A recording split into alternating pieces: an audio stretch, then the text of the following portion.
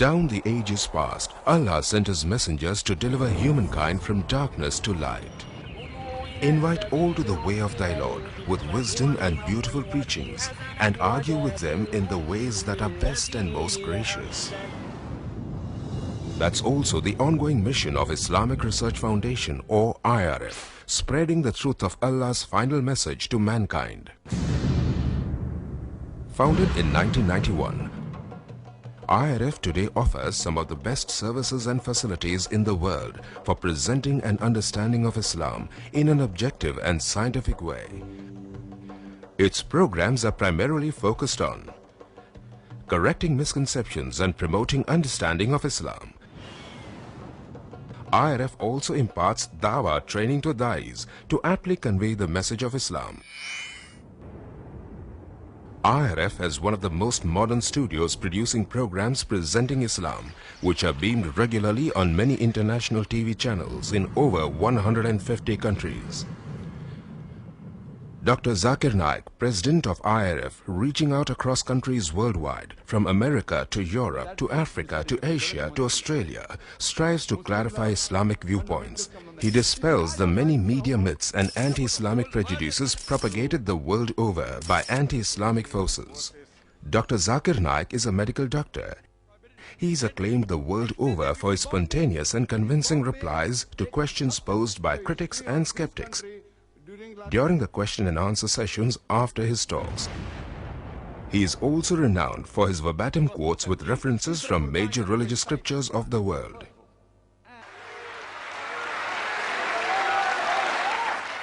Dr. Zakir and other faculty of the IRF train many Da'is in effective Dawah techniques. IRF's website provides free Dawah training material for you to download and become an effective Da'i yourself. Dr. Zakir Naik's talks are available on audio and video, cassettes, CDs and DVDs the world over. IRF today is creating a change in the hearts and minds of millions of Muslims and non-Muslims worldwide towards a proper understanding and respect for Islam. Have a question or doubt about Islam and its teachings? Now you know one of the best resource centers to get convincing answers from is Islamic Research Foundation, 5658 Tandil Street, North Dongri, Mumbai 400009, India. Phone 2373-6875. Fax 9122-2373-0689. Email islam@irf.net. For more information, log on to our website www.irf.net.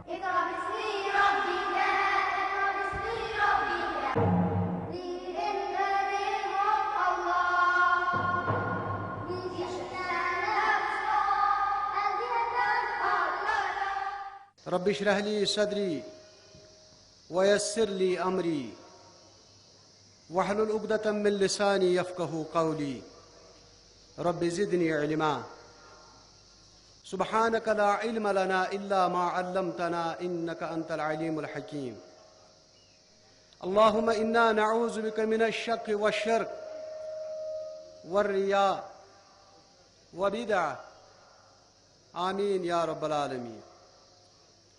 کم و بیش کورمت doctor صاحب نے your تشریف آوری برونہ اس کرو یہ بابرکت مجلس آغاز اور ڈاکٹر صاحب پنہ بچی ذکرہ she will recite few verses from the Holy Quran. Zikra, the doctor of Dr. Zakir Naik.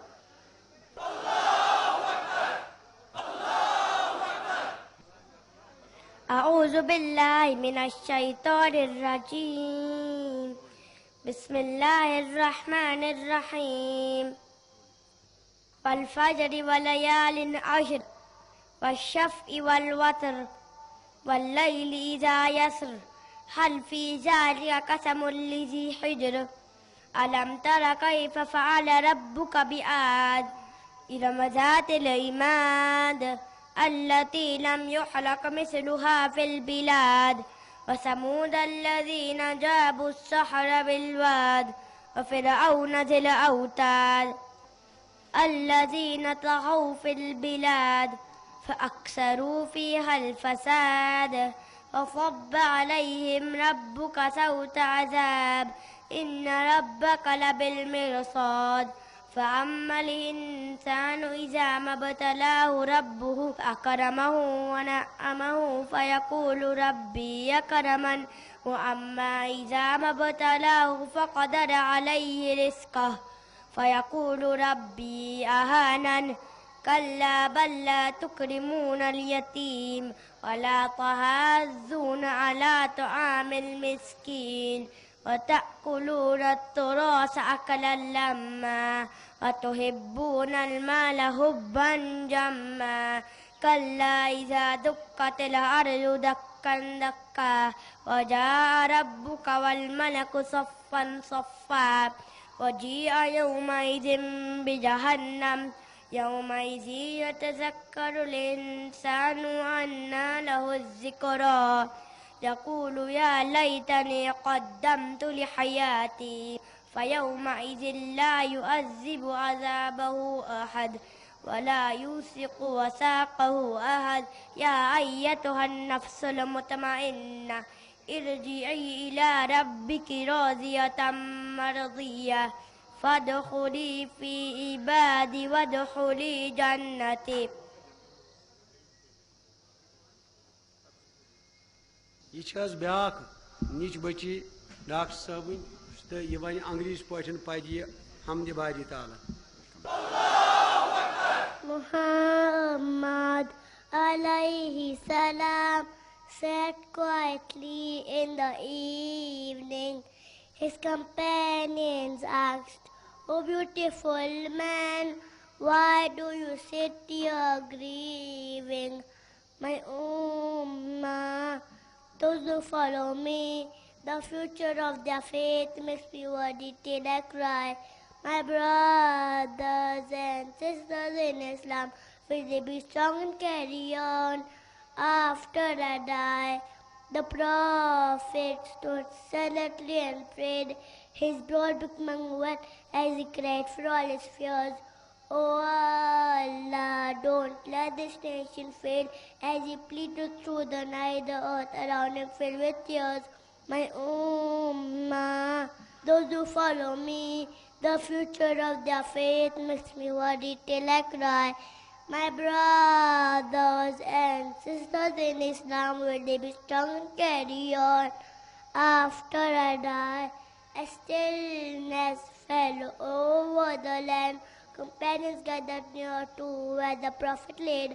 As Aisha, his wife, held tight to his hand, the Prophet spoke again before he passed away. My ummah, those who follow me, the future of their faith makes me worry till I cry. My brothers and sisters in Islam, will they be strong and carry on after I die? Believers, brothers and sisters in Islam, will we be strong and carry on until we die?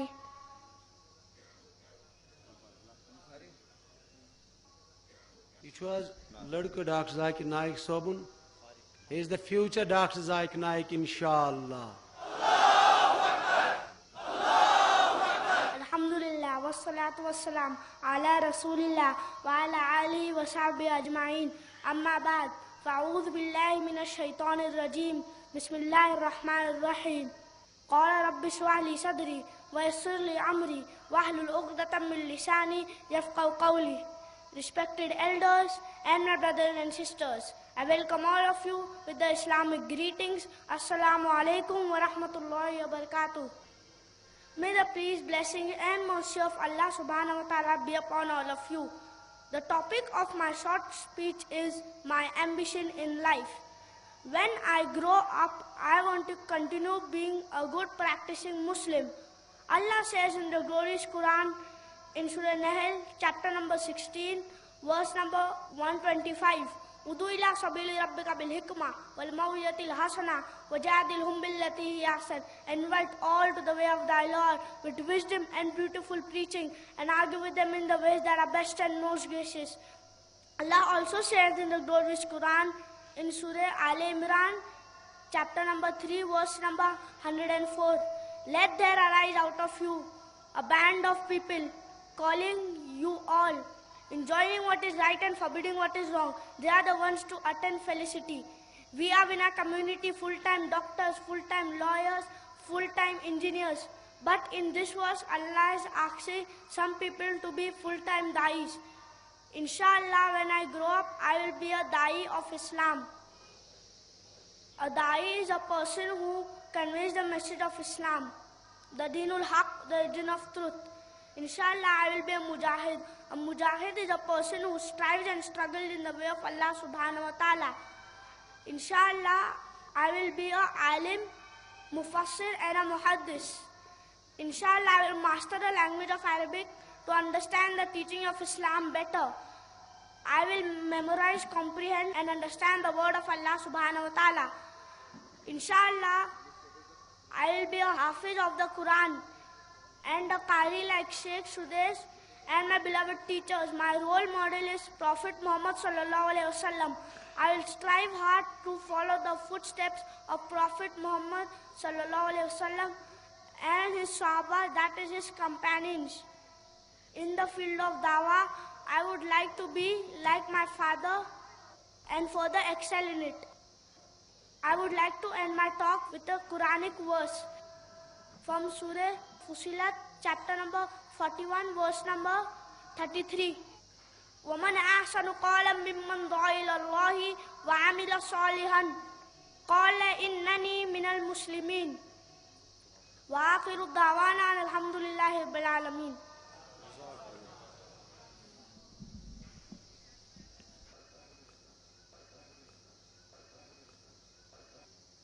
ہزاروں سال نرگس اپنی بے نوری پر روتی ہے، بڑی مشکل سے ہوتا ہے چمن میں دیدور پیدا۔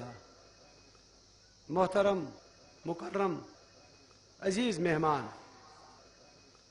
ملت اسلامیہ کے ایک عظیم سپوت ڈاکٹر ذاکر نائک صاحب، جن کو سننے کے لیے آپ تمام حضرات صبح سے ہی اس میدان میں جمے ہوئے، میں ان کے اور آپ کے درمیان قطعاً حائل نہ ہوتے ہوئے فوراً گزارش کروں گا اپنے محترم مہمان سے کہ وہ ڈائس پر تشریف لائے اور اپنی تقریر شروع کریں۔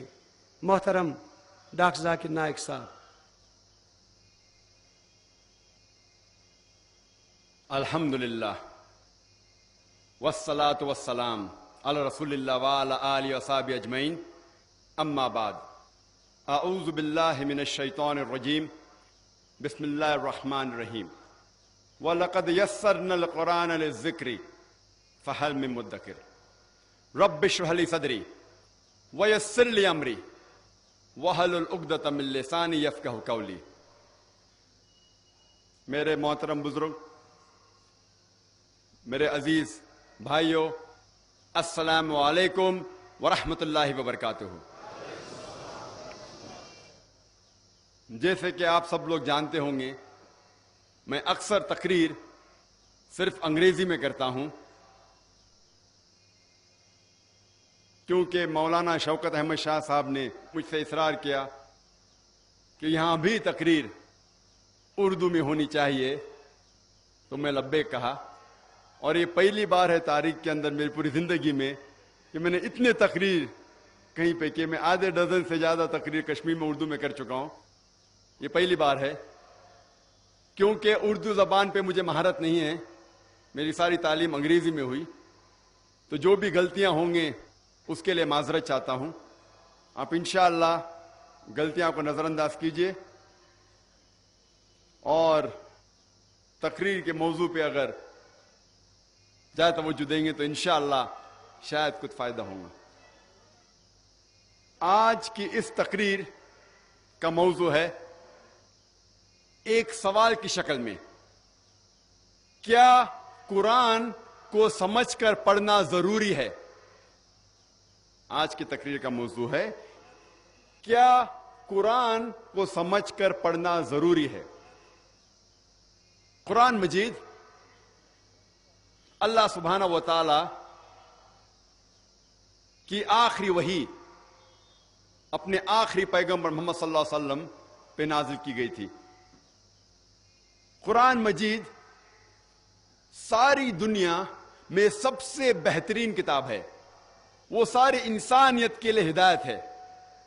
قرآن مجید حکمت کا فوارہ ہے، حکمت کا جھرنا ہے، اور جو لوگ نہیں مانتے ان کے لیے چیتونی ہے، ان کے لیے سختی ہے، اور جو لوگ بھٹکے ہیں ان کو سیدھی راہ دکھاتی ہے قرآن مجید.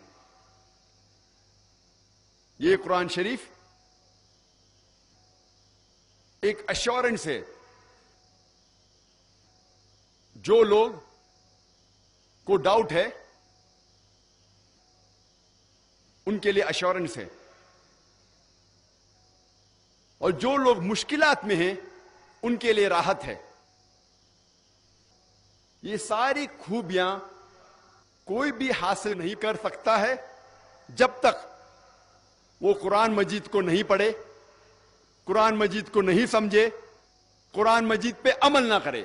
یہ ساری قرآن مجید کی خوبیاں ہم تبھی حاصل کر سکتے جب ہم قرآن مجید کو پڑھے، اس کو سمجھے اور اس کے اوپر عمل کرے.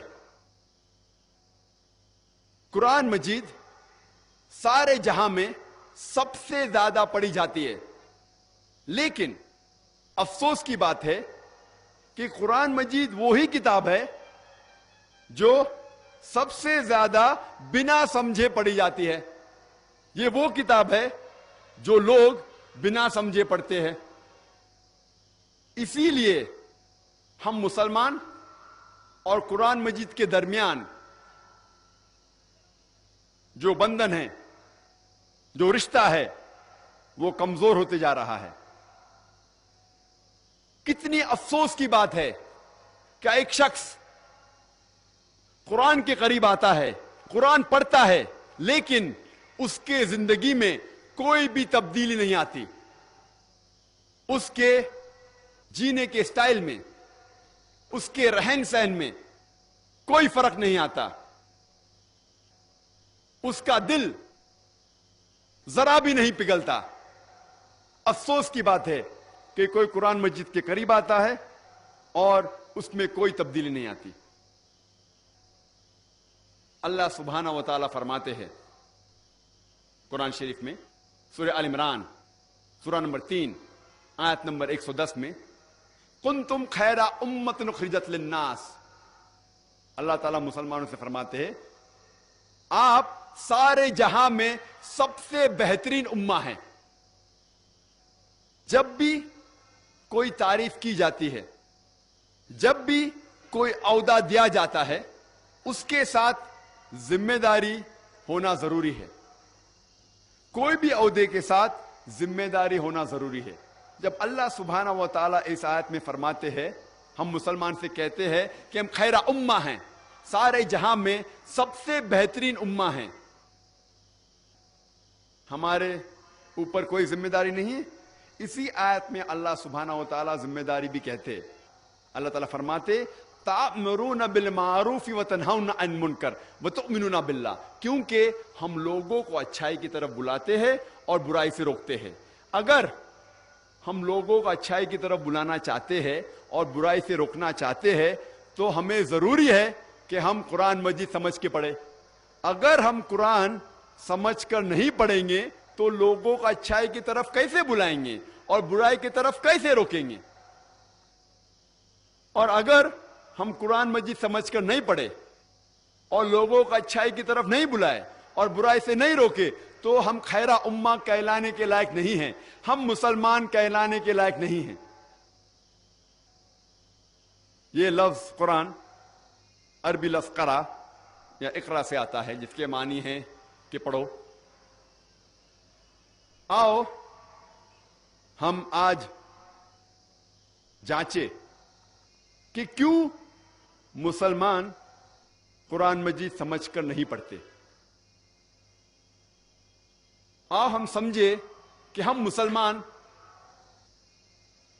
کیوں بہانے بناتے ہیں قرآن مجید کو سمجھ کر نہیں پڑھنے کے۔ سب سے پہلا جو بہانہ ہے وہ ہے کہ ہم عربی زبان نہیں جانتے۔ یہ حقیقت ہے کہ ساری دنیا میں 20% سے زیادہ مسلمان ہیں۔ سارے دنیا میں 125 کروڑ سے زیادہ مسلمان ہیں، لیکن لگ بھگ صرف 15% مسلمان عرب ہیں جن کی مادری زبان عربی ہے، اور عرب مسلمان کے علاوہ چند مسلمان عربی زبان جانتے ہیں۔ اس کے معنی 80% سے زیادہ مسلمان عربی زبان نہیں سمجھتے۔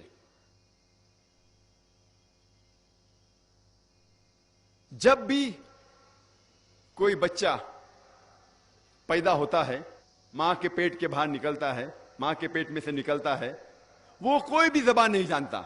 وہ سب سے پہلے اپنی مادری زبان، اپنی ماں کی زبان سیکھتا ہے تاکہ وہ گھر والوں سے گفتگو کر سکے۔ اس کے بعد وہ محلے کی زبان سیکھتا ہے تاکہ وہ محلے والے سے گفتگو کر سکے۔ پھر جب وہ تعلیم حاصل کرتا ہے اسکول میں یا کالج میں، جس زبان میں تعلیم حاصل کرتا ہے اس زبان کو سیکھتا ہے۔ ہر انسان کم از کم 2 یا 3 زبان سمجھ سکتا ہے۔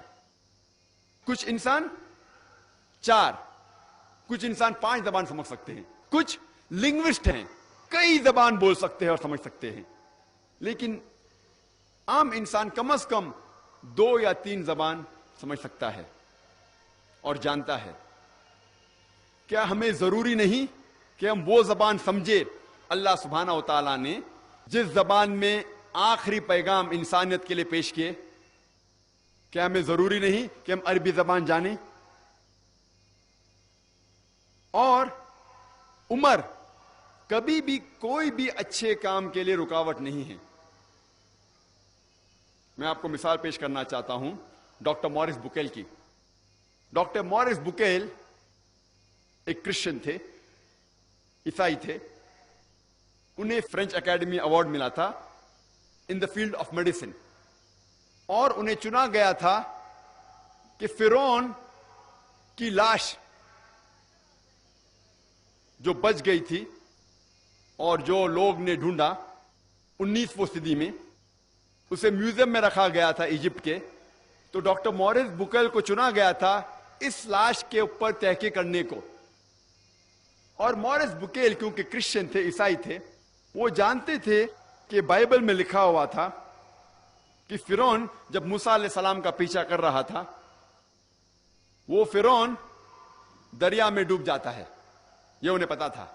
لیکن جب ڈاکٹر مورس بکیل عرب ممالک کا دورہ کر رہے تھے، وہاں ایک عرب نے کہا کہ کچھ نئی بات نہیں کہ آپ نے فرعون کی لاش کو ڈھونڈ نکالا، کیونکہ اللہ سبحانہ و تعالیٰ فرماتے ہیں سورہ یونس میں، سورہ نمبر 10 آیت نمبر 92 میں، اللہ سبحانہ و تعالیٰ فرماتے کہ ہم فرعون کی لاش کو حفاظت سے رکھیں گے، محفوظ رکھیں گے، تاکہ ساری دنیا کے لیے وہ ایک نشانی بنے۔ اور ڈاکٹر مورس بکیل حیران ہوئے کہ یہ کتاب جو 1400 سال پرانی ہے، اس میں کیسے لکھا گیا ہے کہ فرعون کی لاش کو حفاظت سے رکھا جائے گا۔ اسی لیے डॉक्टर मॉरिस बुकेल ने कुरान मजीद का तर्जुमा पढ़ा और तर्जुमा पढ़ने के बाद इतना मुतासिर हुए कि कुरान को और अच्छी तरीके से समझने के लिए 50 साल की उम्र में उन्होंने अरबी जबान सीखी और कुरान का मुताला किया। उसके बाद एक किताब लिखी, बाइबल, कुरान एंड साइंस, और ये किताब काफी मशहूर है और कई जबानों में इसका तर्जुमा हो चुका है। मैंने मिसाल आपको दी आपको समझाने के लिए कि एक गैर मुसलमान, एक क्रिश्चियन, एक ईसाई 50 साल की उम्र में कुरान शरीफ को और अच्छी तरीके से समझने के लिए 50 साल की उम्र में अरबी जबान सीखता है। मैं जानता हूं कि हम सब डॉक्टर मॉरिस बुकेल की तरह जज्बा नहीं रखते होंगे, लेकिन अगर हम अरबी जबान नहीं जानते तो कम से कम कुरान मजीद का तर्जुमा तो पढ़ सकते हैं। मौलाना अब्दुल मजीद दरियाबादी फरमाते हैं कि सारी दुनिया में सबसे मुश्किल किताब जिसका तर्जुमा हो सकता है वो है कुरान मजीद। कुरान मजीद सारी दुनिया में सबसे मुश्किल किताब है जिसका तर्जुमा हो सकता है, क्योंकि कुरान मजीद की जबान अल्लाह सुब्हाना व तआला की तरफ से है और एक बेहतरीन जबान है, एक मौजिजा है। कुरान मजीद की एक ही आयत एक इंटेलेक्चुअल, एक ज़हीन आदमी को मुतासिर करती है और वही आयत एक आम आदमी को मुतासिर करती है। ये खूबी है कुरान मजीद की। और कई अरबी अल्फाज उसके 50 से ज्यादा मानी होते, एक कुरान मजीद की आयत के कई मानी होते। इसीलिए ये अल्लाह सुब्हाना व तआला की आखिरी किताब सबसे कठिन किताब है, सबसे मुश्किल किताब है जिसका तर्जुमा हो सकता है। लेकिन इसके बावजूद अल्हम्दुलिल्लाह सुम्मा अल्हम्दुलिल्लाह कई उलमा ने, कई मुफस्सरीन ने कुरान मजीद का तर्जुमा दुनिया के कई जबानों में किया। जितने मेजर लैंग्वेजेस है, जितने सबसे ज्यादा बोली जाने वाली दुनिया के जबाने हैं, उसके अंदर अल्हम्दुलिल्लाह सुम्मा अल्हम्दुलिल्लाह कुरान मजीद का तर्जुमा हो चुका है। अगर हम अरबी जबान नहीं जानते, हमारा फर्ज है कि कम से कम हम कुरान मजीद का तर्जुमा पढ़े, उस जबान में पढ़े जिस जबान पे आपको महारत है। अगर आपको उर्दू पे महारत है तो कुरान मजीद का तर्जुमा उर्दू में पढ़िए। अगर आपको कश्मीरी पे महारत है तो कश्मीरी में पढ़िए। अगर आपको अंग्रेजी पे महारत है तो अंग्रेजी में पढ़िए। अगर आपको मराठी पे महारत है तो मराठी में पढ़िए। लेकिन कम से कम कुरान मजीद का तर्जुमा जरूर पढ़िए। हम मुसलमान अक्सर बहाने बनाते हैं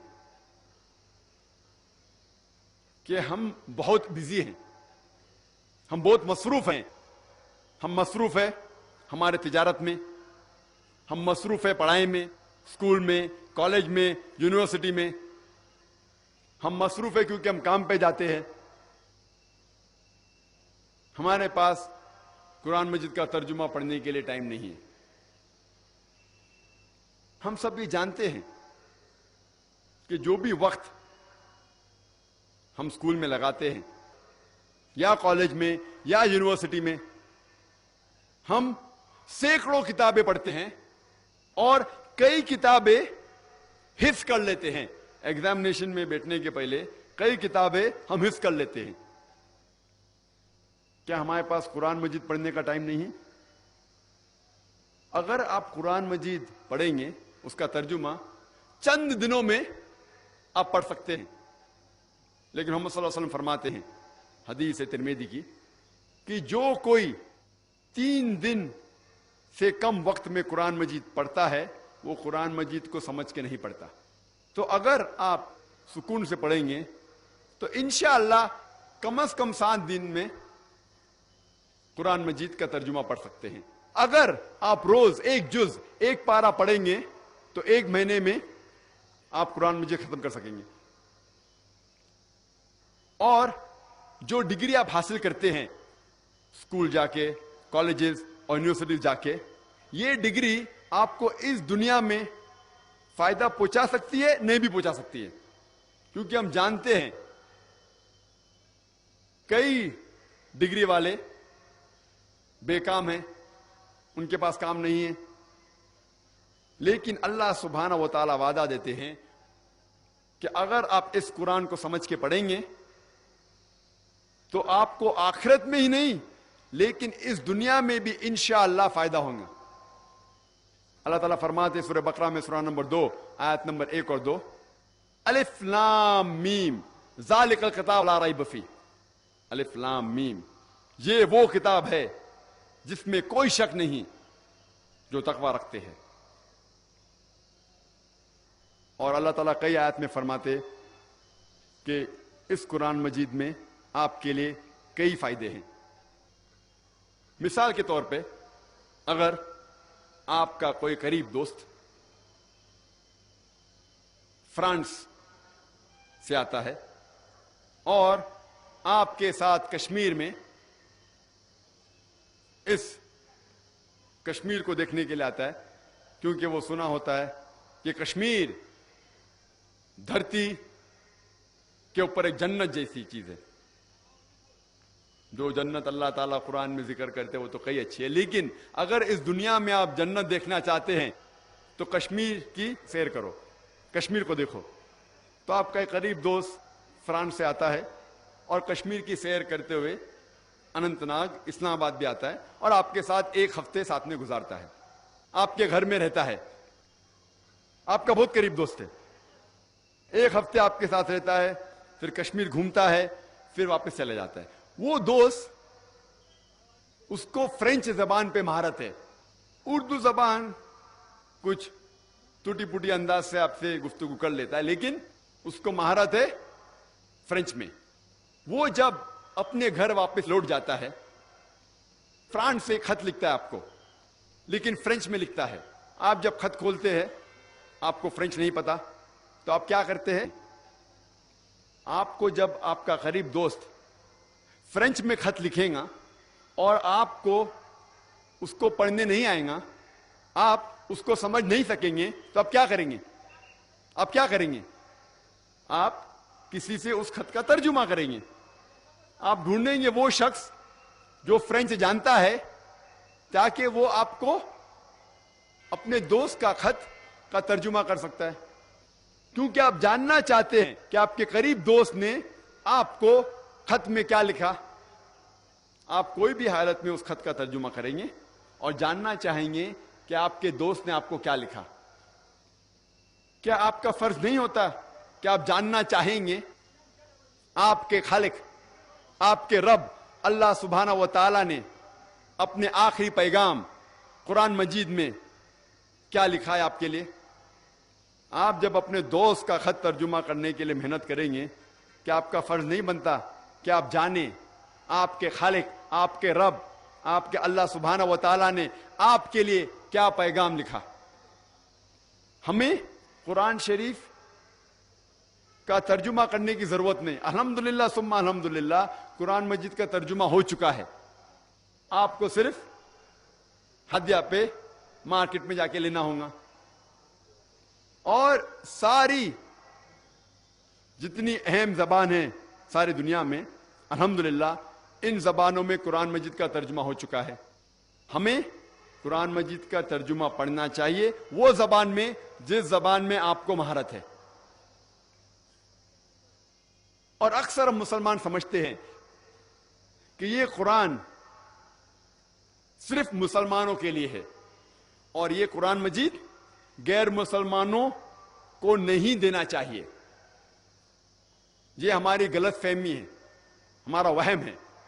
کیونکہ اللہ سبحانہ و تعالیٰ فرماتے ہیں قرآن شریف میں سورہ ابراہیم میں سورہ نمبر 14 آیت نمبر 1, الف لام را, یہ کتاب نازل کی گئی تھی محمد صلی اللہ علیہ وسلم پہ تاکہ وہ ساری انسانیت کو اندھیرے سے روشنی میں لے آئے. قرآن مجید میں یہ نہیں لکھا ہوا ہے کہ قرآن مجید صرف مسلمان یا صرف عربوں کے لیے ہے. یہاں اللہ تعالیٰ فرماتے ہیں یہ قرآن شریف محمد صلی اللہ علیہ وسلم پہ نازل کی گئی تھی تاکہ وہ انسانیت کو اندھیرے سے روشنی میں لے کے آئے. اللہ تعالیٰ فرماتے ہیں سورہ ابراہیم میں سورہ نمبر 14 آیت نمبر 52 میں، آیت نمبر 52 میں، کہ یہ قرآن مجید ساری انسانیت کے لیے پیغام ہے اور ان کے لیے جو سمجھتے ہیں، اور ان سے کہہ دو کہ اللہ سبحانہ و تعالیٰ ایک ہے اور سمجھنے والے اللہ کے کلام کو سمجھیں گے. اللہ تعالیٰ فرماتے ہیں سورہ بقرہ میں سورہ نمبر 2 آیت نمبر 185، اللہ تعالیٰ فرماتے رمضان وہ مہینہ ہے جس میں قرآن شریف نازل ہو چکا تھا اور یہ سارے انسانیت کے لیے ہدایت کی کتاب ہے تاکہ لوگ سمجھ سکے غلط کیا ہے اور صحیح کیا ہے. قرآن میں لکھا ہوا ہے کہ قرآن صرف مسلمانوں یا عربوں کے لیے ہدایت نہیں، سارے انسانیت کے لیے ہدایت ہے. اللہ تعالیٰ فرماتے ہیں سورہ الزمر میں چیپٹر نمبر 39 سورہ نمبر 39 آیت نمبر 41 میں کہ ہم نے قرآن نازل کی محمد صلی اللہ علیہ وسلم پہ یہ کتاب تاکہ وہ ہدایت دے انسانوں کو. قرآن میں یہ نہیں لکھا ہے کہ صرف مسلمان یا عربوں کو ہدایت دے، سارے انسانیت کو ہدایت دے. اور ہمارے آخری پیغمبر محمد صلی اللہ علیہ وسلم صرف عربوں یا صرف مسلمانوں کے لیے نہیں بھیجے گئے تھے. اللہ تعالیٰ فرماتے ہیں سورہ انبیاء میں سورہ نمبر 21 آیت نمبر 107 میں وَمَا أَرْسَلْنَاكَ إِلَّا رَحْمَةً لِلْعَالَمِينَ، ہم نے تمہیں نہیں بھیجا لیکن صرف ایک رحمت ساری انسانیت کے لیے، سارے جہاں کے لیے. اللہ تعالیٰ فرماتے ہیں وَمَا أَرْسَلْنَاكَ إِلَّا كَافَّةً لِلنَّاسِ بَشِيرًا وَنَذِيرًا، کہ ہم نے تم کو بھیجا ایک پیغمبر سارے انسانیت کے لیے تاکہ آپ لوگوں کو اچھائی کی طرف بلائے اور برائی سے روکے. لیکن اکثر لوگ اب بھی نہیں جانتے. ہمیں قرآن مجید کے ان آیتوں سے سمجھ میں آتا ہے کہ قرآن مجید اور محمد صلی اللہ علیہ وسلم ساری انسانیت کے لیے بھیجے گئے تھے، مسلمانوں کے لیے بھی اور غیر مسلمانوں کے لیے بھی. لیکن ہم مسلمان لوگ قرآن مجید کو سمجھ کے تو پڑھتے نہیں، لیکن اتنی حفاظت کرتے اس کی کہ دوسروں کو بھی پڑھنے نہیں دیتے. کہتے ہیں کہ قرآن مجید کو جو لوگ نجیس ہے وہ ہاتھ نہیں لگا سکتے، اور قرآن شریف کی ایک آیت کوٹ کرتے، قرآن مجید کی ایک آیت کا حوالہ دیتے ہیں سورہ واقعہ سورہ نمبر 56 چیپٹر 56 آیت نمبر 77 to 82، جس میں لکھا ہوا ہے کہ یہ وہ قرآن ہے جو اللہ سبحانہ و تعالیٰ نے نازل کیا اور اسے کوئی بھی نہیں ہاتھ لگائے گا صرف وہ جو مطہرین ہیں. لوگ سمجھتے ہیں کہ اس آیت سے یہ معلوم ہوتا ہے کہ کوئی بھی نہیں ہاتھ لگا سکتا ہے صرف جو وضو میں ہیں اور جو پاک ہیں. اگر اس آیت کی معنی ہوتی کہ کوئی بھی قرآن شریف کو، اس قرآن شریف جو مصحف ہے اس کو کوئی نہیں ہاتھ لگا سکتا ہے صرف وہ جو پاک ہے جو وضو میں، تو کوئی بھی شخص، کوئی بھی غیر مسلمان دکان پہ جا کے 100 روپے میں 150 روپے میں قرآن مجید خرید سکتا ہے اور ہاتھ لگا سکتا ہے اور قرآن مجید غلط ثابت ہو جائے گا.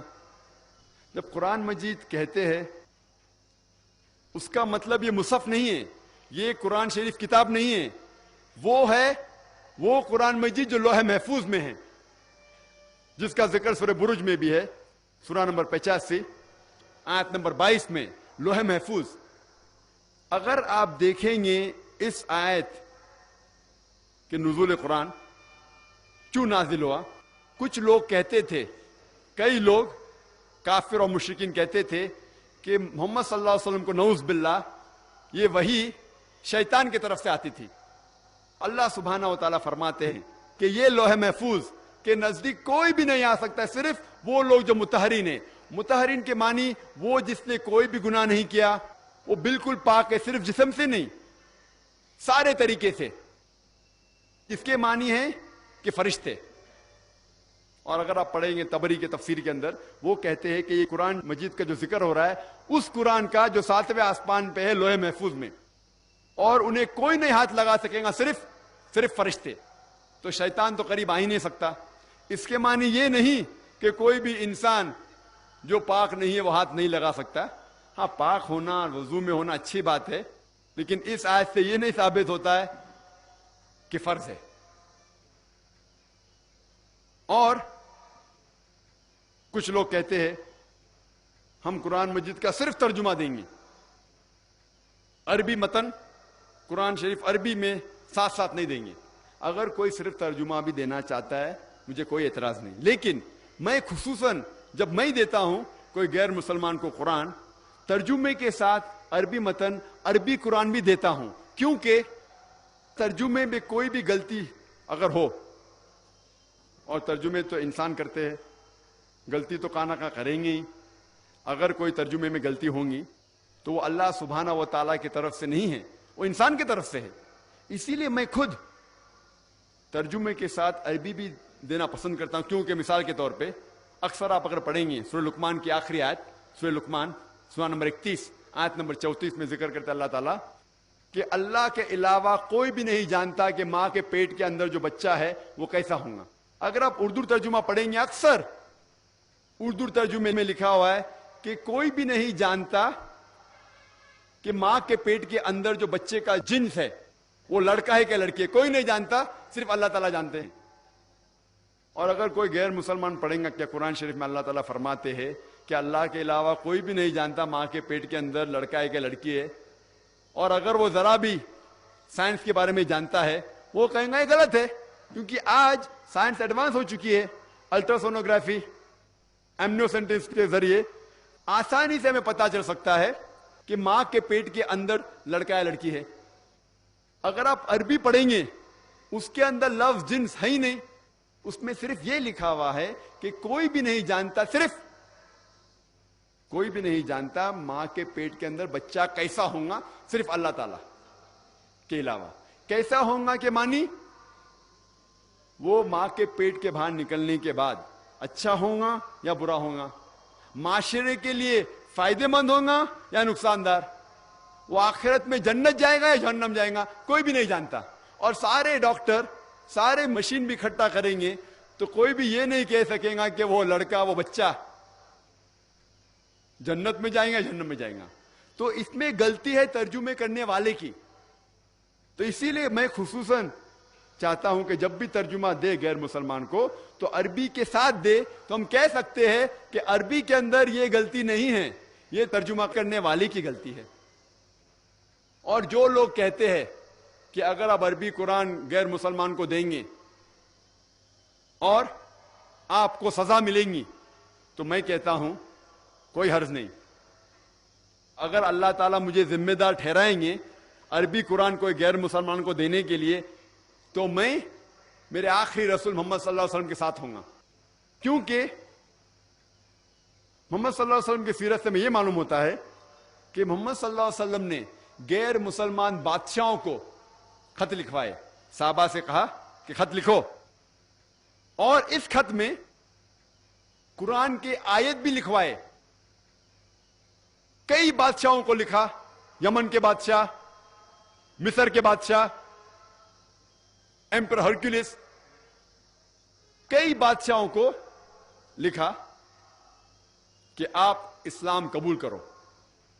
اور اس خط کے اندر صحاباؤں کے ذریعے قرآن کی آیت بھی لکھی، اور کئی بادشاہوں نے الحمدللہ اسلام قبول کیا. کئی بادشاہوں نے خط کو پھاڑ دیا اور پیر کے نیچے مسئلہ. ایسا ایک خط موجود ہے کوپٹا کی میوزیم میں، جس کے اندر اللہ کے رسول سورہ عمران سورہ نمبر 3 آیت نمبر 64 لکھواتے ہیں، جس میں ذکر ہے کل یا اہل کتاب، کہو اہل کتاب سے तालौ इला कलमतिन सवाइम बैन बैनकुम, आओ उस बात की तरफ जो आप और हम में यकसा है। सबसे पहली बात है अल्लाह नाबुद इल्लल्लाह, कि अल्लाह सुब्हाना व तआला एक है। वला नुश्रिका बिही शैयन, अल्लाह के साथ किसी को शरीक न करे। वला नुश्रिका बिही शैयन वला यत्तखिज़ बादुना बादन अरबाबन मिन दुनिल्लाह, हम आप और हम में से अल्लाह के अलावा किसी को रब न बनाएं। फ़इन तवल्लौ फ़क़ूलू अशहदू बिअन्ना मुस्लिमून, अगर वो फिर भी नहीं माने तो आप शहादत दो कि हम मुस्लिम हैं।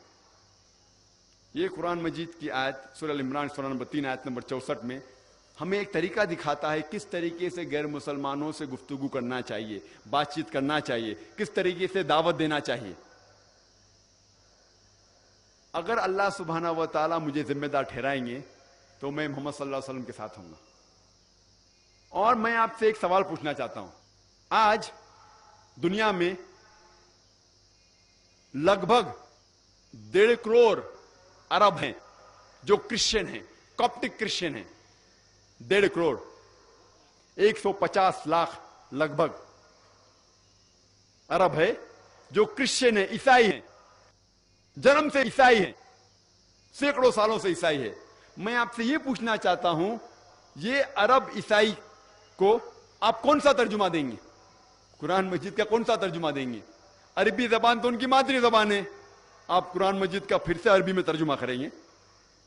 आप असल नुस्खा देंगे कुरान मजीद का, असल नुस्खा देंगे अरबी में? इसीलिए मैं कहता हूं कि हमारा फर्ज है कि हम कुरान मजीद पढ़े, समझे, अमल करें और बाकी लोगों को कुरान का पैगाम फैलाए। अक्सर कई मुसलमान कहते हैं ये कुरान मजीद सिर्फ आलिम लोग, सिर्फ आलिम उल्मा कुरान शरीफ को समझ के पढ़ना चाहिए। ये कुरान मजीद ऐसी कठिन किताब है, ऐसी मुश्किल किताब है कि सिर्फ आलिम लोग समझ सकते हैं, आम आदमी इसे नहीं समझ सकता।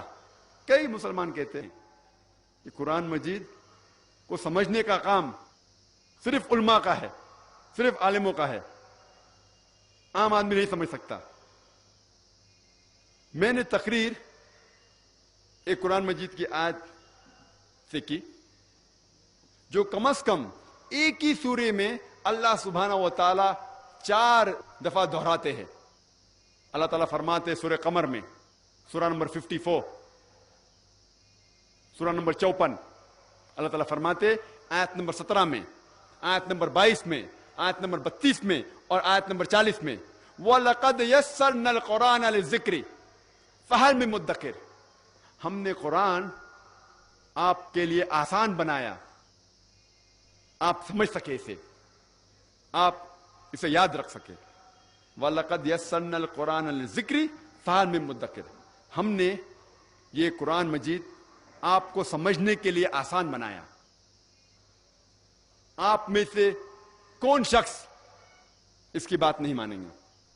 जब अल्लाह सुब्हाना व तआला कई आयतों में फरमाते हैं कि हमने कुरान आपको समझने के लिए आसान बनाया, आप अल्लाह ताला की बात मानेंगे या वो मुसलमान की जो कहते सिर्फ उल्मा के लिए है? और अल्लाह सुब्हाना व तआला कई आयत में फरमाते हैं, सूरह बकरा में भी, लअल्लकुम ताकिलून, फिर आप नहीं समझोगे। यानी अल्लाह ताला चाहता है कि आप कुरान मजीद समझ के पढ़ो, लेकिन अल्लाह सुब्हाना व तआला इसके साथ में यह भी फरमाते हैं सूरह नहल में, सूरह नंबर 16 आयत नंबर 43 में, और सूरह अंबिया सूरह नंबर 21 आयत नंबर 7 में अल्लाह ताला फरमाते फस्अलू अहल ज़िक्री इन कुंतुम ला तालमून, अगर आप नहीं कुछ चीज को समझते हैं तो उनसे पूछिए जिसके पास इल्म है।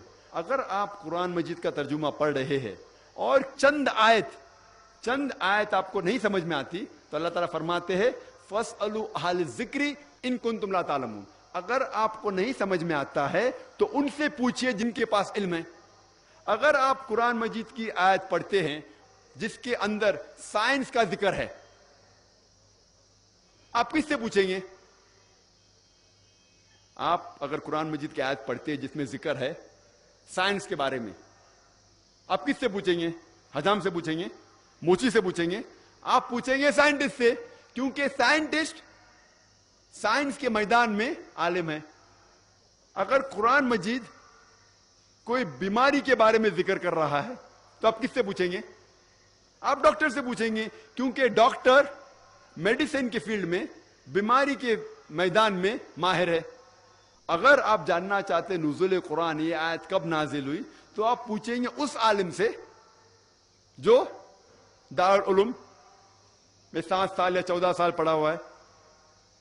تو قرآن شریف میں یہ ذکر آتا ہے کہ ان سے پوچھئے جو اس میدان کا عالم ہے.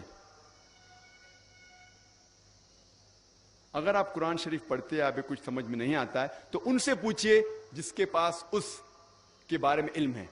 میں آپ کو ایک مثال دینا چاہتا ہوں. کچھ 20 سال پہلے کچھ عرب تھے جو قرآن مجید میں جتنی بھی آیت ہے جو ایمبریولوجی کے بارے میں ذکر کر رہی ہے. ایمبریولوجی کا مطلب کہ ماں کے پیٹ کے اندر کیسا بچہ بڑا ہوتا ہے اسے کہتے ہیں انگریزی میں ایمبریولوجی. تو جتنی بھی آیت کے اندر ذکر ہوتا ہے ماں کے پیٹ کے اندر کس طریقے سے بچہ بڑا ہوتا ہے اسے کہتے ہیں ایمبریولوجی. اس کی ساری آیتوں کا ترجمہ لے کے وہ جاتے پروفیسر کیت مور کے پاس. اور اس وقت کیت مور ساری دنیا کے سب سے ماہر ایمبریولوجسٹ تھے. وہ head of the department of anatomy in the university of Toronto Canada کے تھے. وہ غیر مسلمان تھے، عیسائی تھے، لیکن اللہ تعالیٰ فرماتا ہے ان سے پوچھے جو ماہر ہے، بھلے مسلمان ہے غیر مسلمان ہے. تو یہ عرب انہیں قرآن مجید کا ترجمہ پیش کرتے جس میں ذکر آتا ہے کس طریقے سے ماں کے پیٹ کے اندر بچہ بڑا ہوتا ہے. اور جب وہ ترجمہ پڑھتے ہیں کئی آیتوں کا، پروفیسر کیت مور کہتے ہیں کہ اکثر جتنی بھی آیت قرآن مجید میں ہیں وہ ابھی ماڈرن ایمبریولوجی سے بالکل ملتی جلتی ہے، لیکن چند آیتیں ہیں جس کے بارے میں نہیں کہہ سکتا ہوں کہ صحیح ہے. میں یہ بھی نہیں کہہ سکتا ہوں کہ غلط ہے کیونکہ میں خود نہیں جانتا. اور 2 آیتیں اس میں سے یہ تھی جو سب سے پہلے نازل کی گئی تھی سورہ اقرا سے یا سورہ الق سے، سورہ نمبر 96 آیت نمبر 1 اور 2، جس میں اللہ تعالیٰ فرماتے ہیں اقرا بسم ربک الذی خلق خلق الانسان من علق. پڑھو اللہ کے نام سے جس نے انسان کو بنایا ہے خون کے لوتڑے سے، لیچ سے، جوک سے. پروفیسر کیت مور نے کہا میں نہیں جانتا کہ بچہ جب ماں کے پیٹ کے اندر بڑا ہوتا ہے تو سب سے پہلے لیچ کی طرح دکھتا ہے. لیچ جوک جو خون چوستا ہے. تو پروفیسر کیت مور اپنے لیبورٹری کے اندر گئے اور ایک بہت پاورفل مائکروسکوپ کے اندر دیکھا کہ ماں کے پیٹ کے اندر جو بچہ انیشیل سٹیج جو ہوتا ہے ایک دم پہلی منزل کو مائکروسکوپ کے اندر دیکھتے ہیں اور جوک کی تصویر سے ملاتے ہیں اور حیران ہو جاتے ہیں کہ ہو بہو دونوں ایک دم یکساں ہے. اور جب انہیں لگ بھگ 80 سوال پوچھے گئے ایمبریولوجی کے بارے میں تو انہوں نے کہا اگر آپ یہ سوال مجھے 30 سال پہلے پوچھے ہوتے، یعنی آج سے 50 سال پہلے، تو میں 50% سے زیادہ اس کے جواب نہیں دے سکتا تھا، کیونکہ ایمبریولوجی ایک ایسا سبجیکٹ ہے میڈیسن کا، ایک ایسا برانچ ہے جو ابھی چند سالوں میں کچھ ترقی کیا. اور جو بھی کچھ نئی چیز انہیں ملے پروفیسر کیت مور کو قرآن اور حدیث کے ذریعے، انہوں نے اپنی نئی کتاب ڈیولپنگ ہیومن 3 ایڈیشن میں انکارپوریٹ کیا، اس کے اندر داخل کی. اور اس کتاب کو نمبر 1 ایوارڈ ملا سب سے بہترین کتاب جو ایک ڈاکٹر نے لکھی اس سال میں. اور اس کتاب کا ترجمہ الحمدللہ کئی زبانوں میں کیا گیا تھا. اور پروفیسر کیت مور نے کہا مجھے کوئی اعتراض نہیں یہ ماننے کے لیے کہ قرآن مجید خدا کی کتاب ہے، اور مجھے کوئی اعتراض نہیں یہ ماننے کو کہ محمد صلی اللہ علیہ وسلم اس خدا کے آخری پیغمبر ہے. اس مثال سے ہمیں یہ معلوم ہوتا ہے کہ جب بھی آپ کو نہیں پتا ان سے پوچھئے جو اس فیلڈ, اس میدان کا ماہر ہے. جب بھی آپ کوئی مشینری خریدتے ہیں تو اس کے ساتھ آتا ہے انسٹرکشن مینیول, کس طریقے سے مشین کو استعمال کرنا چاہیے. جب ہم ٹیپ ریکارڈر خریدتے ہیں, ہم ویڈیو کیسٹ ریکارڈر خریدتے ہیں, ہم کمپیوٹر خریدتے ہیں, اس کے ساتھ آتا ہے انسٹرکشن مینیول, کس طریقے سے مشین کو استعمال کیا جانا چاہیے. مثال کے طور پر اگر وی سی آر خریدتے تو اس میں لکھا رہتا ہے کہ ویڈیو کیسٹ پلے کرنے کے لیے کیسٹ ڈالو اور پلے کا بٹن دباؤ, روکنے کے لیے اسٹاپ کا بٹن دباؤ, فاسٹ فارورڈ کے لیے F5 بٹن دباؤ. ایک انسٹرکشن مینیول ساتھ میں آتی ہے.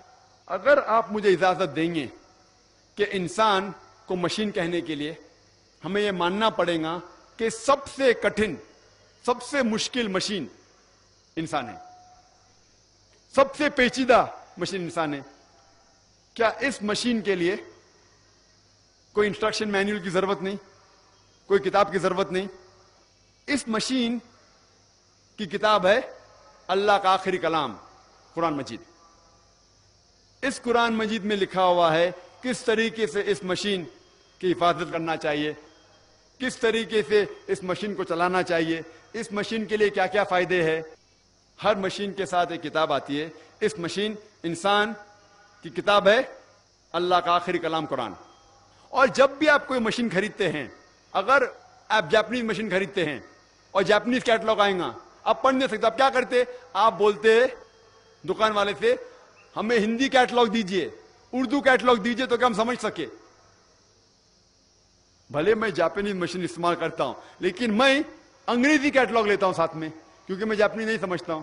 تو اگر آپ عربی قرآن مجید نہیں سمجھ سکتے تو کم از کم اس قرآن مجید کا ترجمہ پڑھو اور سمجھو اور اس مشین کو صحیح طریقے سے استعمال کرو. میں ایک مثال پیش کرنا چاہتا ہوں آپ سے, ایک چٹکلا, ایک لطیفہ. جب موٹر کار ہندوستان میں سب سے پہلی بار آئی تھی تو لوگوں کو موٹر گاڑی چلانے نہیں آتا تھا, تو کمپنی کیا کرتی تھی, موٹر گاڑی کے ساتھ ڈرائیور بھی دیتی تھی. لوگ کو گاڑی چلانے نہیں آتا ہے, خرید کے کیا کریں گی, تو کمپنی موٹر گاڑی کے ساتھ ڈرائیور بھی دیتی تھی. تو ایک حیدرآباد کے نواب بہت امیر ایک بار ایک موٹر گاڑی خریدتے ہیں, تو اس کے ساتھ میں کمپنی ان کو ڈرائیور بھی دیتی ہے. تو ایک صبح نواب صاحب اٹھتے ہیں اور ڈرائیور سے کہتے ہیں, ڈرائیور موٹر گاڑی تیار کرو, مجھے میری بیگم صاحبہ کو شاپنگ کے لیے لے کے جانے کا, شاپنگ کے لیے. تو ڈرائیور کہتا ہے, نواب صاحب گاڑی خراب ہو گئی. نواب صاحب تیش میں آ کے کہتے, گاڑی کوئی بھی حالت میں فوراً تیار کرو, مجھے میری بیگم صاحبہ کو شاپنگ کے لیے لے کے جانے کا ہے.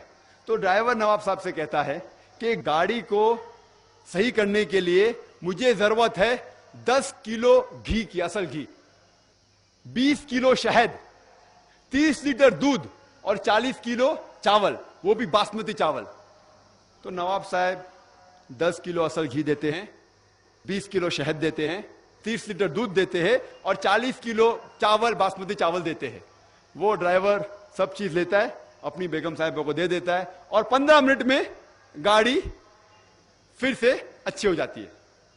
میں آپ سے یہ پوچھنا چاہتا ہوں, آج کی تاریخ میں اگر آپ کا ڈرائیور کہے گا کہ مجھے گاڑی صحیح کرنے کے لیے 10 کلو گھی چاہیے, 20 کلو شہد چاہیے, 30 لیٹر دودھ چاہیے, 40 کلو باسمتی چاول چاہیے, تو اب کیا کریں گے, کیا کریں گے, کیا کریں گے؟ ہاں, نہیں دیں گے. کیا کریں گے؟ ماریں گے. کوئی کہتا ہے نہیں دیں گے, کوئی کیا پیٹیں گے, کوئی کیا لات مار کے بھگا دیں گے. کیوں؟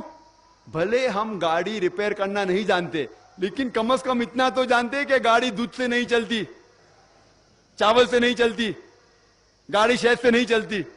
ہم بھلے میکینک نہیں ہیں لیکن ہمارے پاس گاڑی کا کم از کم اتنا علم تو ہے کہ وہ چاول سے نہیں چلتی, دودھ سے نہیں چلتی, شہد سے نہیں چلتی, گھی سے نہیں چلتی. اسی طریقے سے اگر ہر مسلمان قرآن کو کم از کم سمجھ کے پڑھے, بھلے ہم عالم نہیں ہیں, تو کوئی بھی مولانا, کوئی بھی عالم آپ کو گھمائے گا نہیں. آج کے ماحول میں آپ دیکھتے مسلمان فرقوں میں بٹے ہوئے, یہ عالم وہ کہتا ہے, یہ عالم یہ کہتا ہے, یہ عالم وہ کہتا ہے, یہ مولانا یہ کہتا ہے. اگر ہم مسلمان قرآن مجید کو سمجھ کے پڑھے تو کوئی بھی مولانا آپ کو घुमाएगा नहीं, कोई भी मौलाना आपको गुमराह नहीं करेगा। ये आज मुसलमानों की हालत जो है, सब जगह मुसलमान पीटे जा रहे हैं क्योंकि हम कुरान मजीद समझ के नहीं पढ़ते। अगर हम कुरान मजीद समझ के पढ़े और इकट्ठा होंगे तो इंशाअल्लाह हम मुसलमानों के बीच कोई फिरका नहीं होगा। अल्लाह ताला फरमाते सूरह इमरान में सूरह नंबर 3 आयत नंबर 103 में, वातसीमू बिहब्लिल्लाहि जमीअन वला तफर्रकू, आप अल्लाह की रस्सी को मजबूती से पकड़िए और आपस में फिरके मत बनाइए। अल्लाह की रस्सी क्या है? कुरान मजीद। अल्लाह की रस्सी है कुरान मजीद और मोहम्मद सल्लल्लाहु अलैहि वसल्लम की सही हदीस। अगर हम कुरान मजीद और सही हदीस को मजबूती से पकड़ेंगे और आपस में फिरके नहीं बनाएंगे, इंशाअल्लाह हम फिर से दुनिया की ऊंचाई पे पहुंचेंगे इंशाअल्लाह। और कई लोग हैं जो ये भी कहते हैं कि कुरान मजीद को अरबी में पढ़ना बिल्कुल जरूरी नहीं है, सिर्फ तर्जुमा पढ़ो काफी है। ये उस तरफ जा रहे हैं। एक मुसलमान उस तरफ जा रहे हैं जो कुरान मजीद को समझ के पढ़ो ही मत, और दूसरे तरफ जो बहुत मॉडर्न मुसलमान है बोलते अरबी में पढ़ के फायदा क्या है। अल्लाह ताला फरमाते सूरह निसा में सूरह नंबर 4 आयत नंबर 171, ला तग़लू फी दीनिकुम, आप दीन के अंदर जाति मत कीजिए, मतलब दायरे के बाहर मत जाइए, दायरे में रहिए। Do not commit axes. अरबी पढ़ने के भी फायदे हैं। अल्लाह ताला फरमाता है सूरह अनकबूत में सूरह नंबर 29 आयत नंबर 45, अल्लाह ताला फरमाते उतलू मा उहिया इलैका मिनल किताबी, आप पढ़ो उस आयत को जो अल्लाह ताला ने नाजिल की इस किताब में। यानी पढ़ना भी अरबी में आपको फायदे पहुंचाएगा। अल्लाह के नबी मोहम्मद सल्लल्लाहु अलैहि वसल्लम फरमाते हैं, हदीस तिरमिज़ी की हदीस नंबर 1003, जहाँ अल्लाह के रसूल फरमाते हैं कि जो कोई एक हुरुफ कुरान शरीफ का पढ़ता है उसे 10 सवाब है। अल्लाह एक हुरुफ नहीं, अलिफ एक हुरुफ है, लाम एक हुरुफ है, हाँ एक हुरुफ है। अगर आप अल्लाह कहेंगे तो आपको 10 30 सवाब मिलेगा। अरबी कुरान पढ़ने के भी सवाब है, लेकिन ये 10 सवाब हम इतने गलतियां करते हैं, हर रोज इतने गुनाह करते हैं कि 10 सवाब काफी है हमें जन्नत लेके जाने के लिए? ये 10 सवाब काफी है? हमें और सवाब चाहिए। अगर आप कुरान शरीफ पढ़ेंगे और समझेंगे और अमल करेंगे तो सैकड़ों गुना ज्यादा सवाब मिलेंगे आपको। हदीस में आता है इब्न माजा की चैप्टर नंबर 16 हदीस नंबर 219, जो अल्लाह के रसूल कहते हैं, या अबू दर, तुम अगर एक आयत को समझोगे वो 100 रकात नफिल से बेहतर है। अल्लाह के रसूल फरमाते, या अबू दर, तुम अगर एक कुरान की आयत को समझोगे वो 100 रकात सलाह, नवाफिल सलाह से बेहतर है। और एक रकात में कम से कम सूरह फातिहा तो पढ़ना चाहिए आपको, कम से कम 7 आयतें हैं। 100 रकात में कम से कम 700 आयतें हैं। तो अल्लाह के रसूल फरमाते, एक आयत को समझ के पढ़ना, समझना 700 आयत की तिलावत करने से बेहतर है। अने समझना 700 गुना सिर्फ तिलावत से बेहतर है। अल्लाह के रसूल फरमाते इब्न माजा में, और ये सही हदीस है। हम लोग से पूछते हैं कुरान शरीफ क्यों नाजिल किया गया, तो लोग कहते जब ओपनिंग सेरेमनी होती ना, ओपनिंग सेरेमनी ऑफिस की, तो कुरान शरीफ पढ़ने का। जब घर का इफ्तिताह होते तो कुरान शरीफ पढ़ने का। जब कोई मर गया तो कुरान खानी करते। तो कुरान शरीफ नाजिल किया गया था कुरान खानी के लिए। और लोग करते खत्म कुरान, खत्म कुरान 1 2 3 खत्म कुरान के रमजान में 3 बार 4 बार 10 बार, अल्हम्दुलिल्लाह आपको सवाब मिलेगा, इंशाअल्लाह मिलेगा। लेकिन अगर आप रमजान में 2 बार खत्म कुरान करते हैं, میری یہ رائے رہے گی کہ ایک بار عربی میں پڑھو اور ایک بار ترجمہ پڑھو, وہ بہتر ہے. کم از کم سمجھ میں تو آئیں گا آپ کو.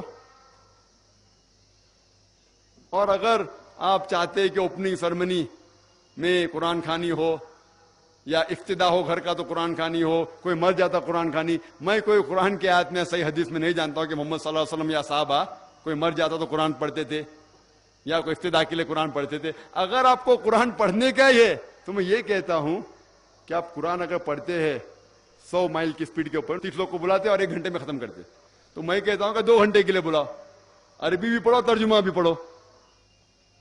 نہیں تو 30 کے بدلے 60 لوگ کو بلاؤ.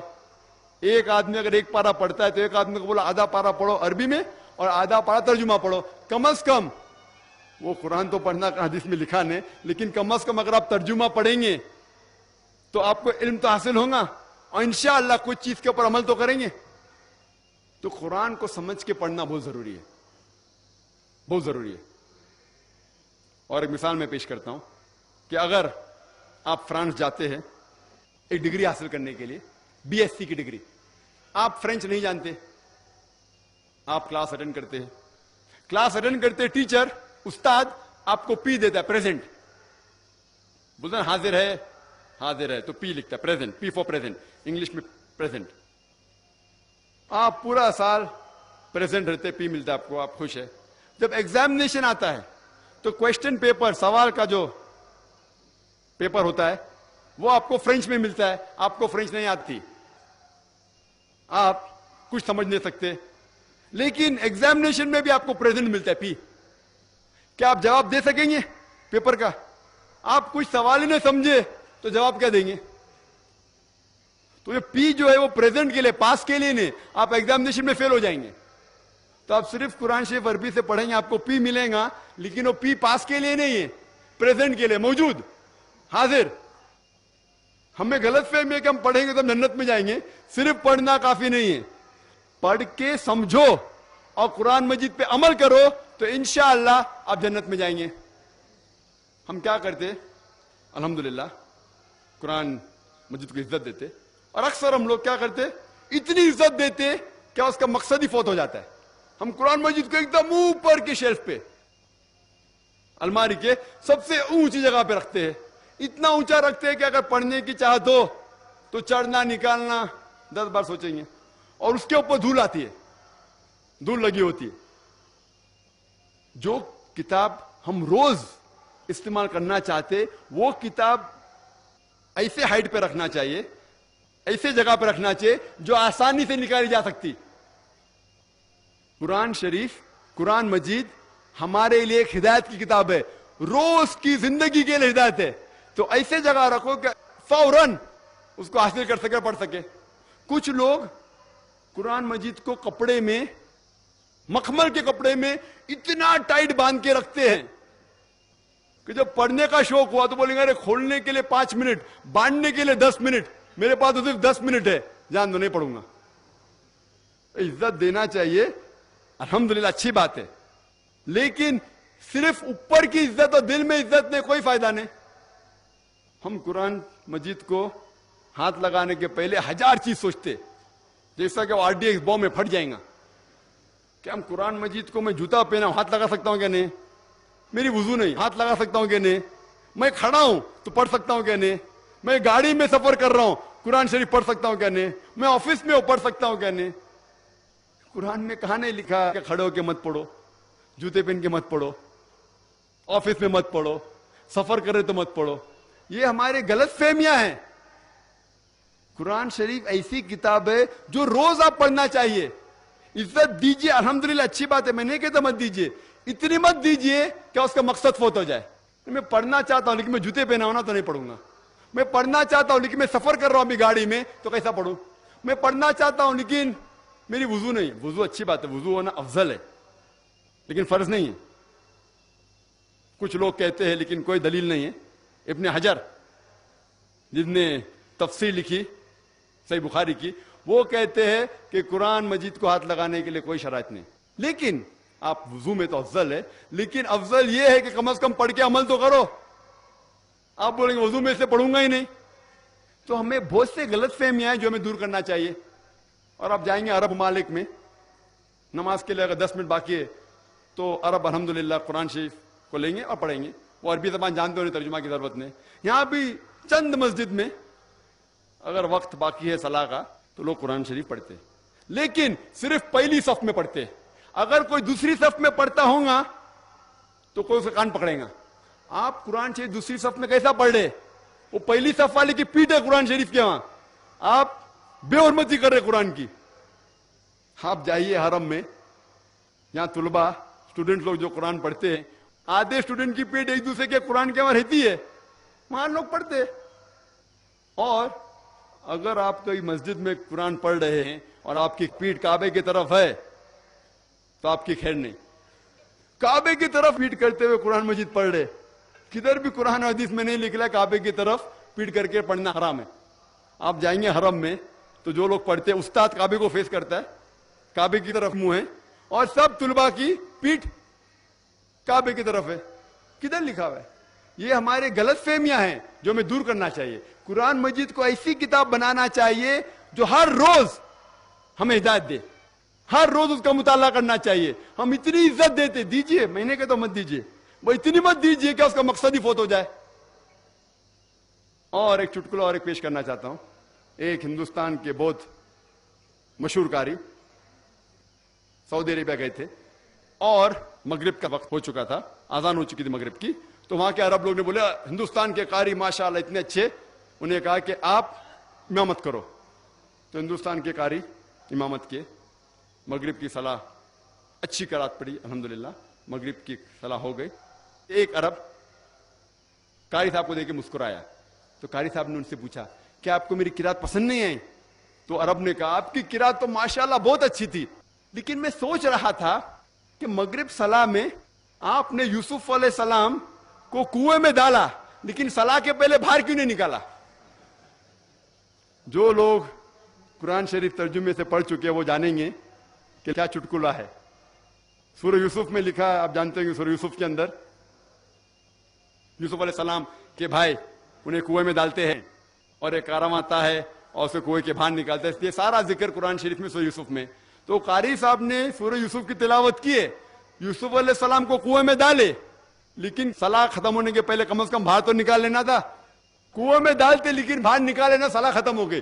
اس کا مطلب یہ کہ قاری صاحب تلاوت تو اچھی کی, لیکن کیا قرآن شریف کی معنی وہ سمجھے نہیں, تو کنویں میں ڈالے لیکن باہر نہیں نکالے یوسف علیہ السلام کو. یہ چٹکلا ہے.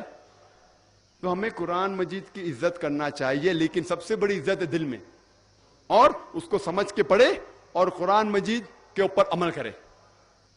اور اللہ تعالیٰ فرماتے ہیں قرآن شریف میں سورہ محمد میں سورہ نمبر 47 آیت نمبر 24 میں, آپ کیا قرآن کو نہیں سمجھتے؟ کیا آپ کا دل اتنا سخت ہے, آپ کے دل پہ تالے لگ گئے؟ اللہ تعالیٰ فرماتے ہیں کہ آپ قرآن کو نہیں سمجھتے, آپ کے دل پہ کیا تالے لگ گئے؟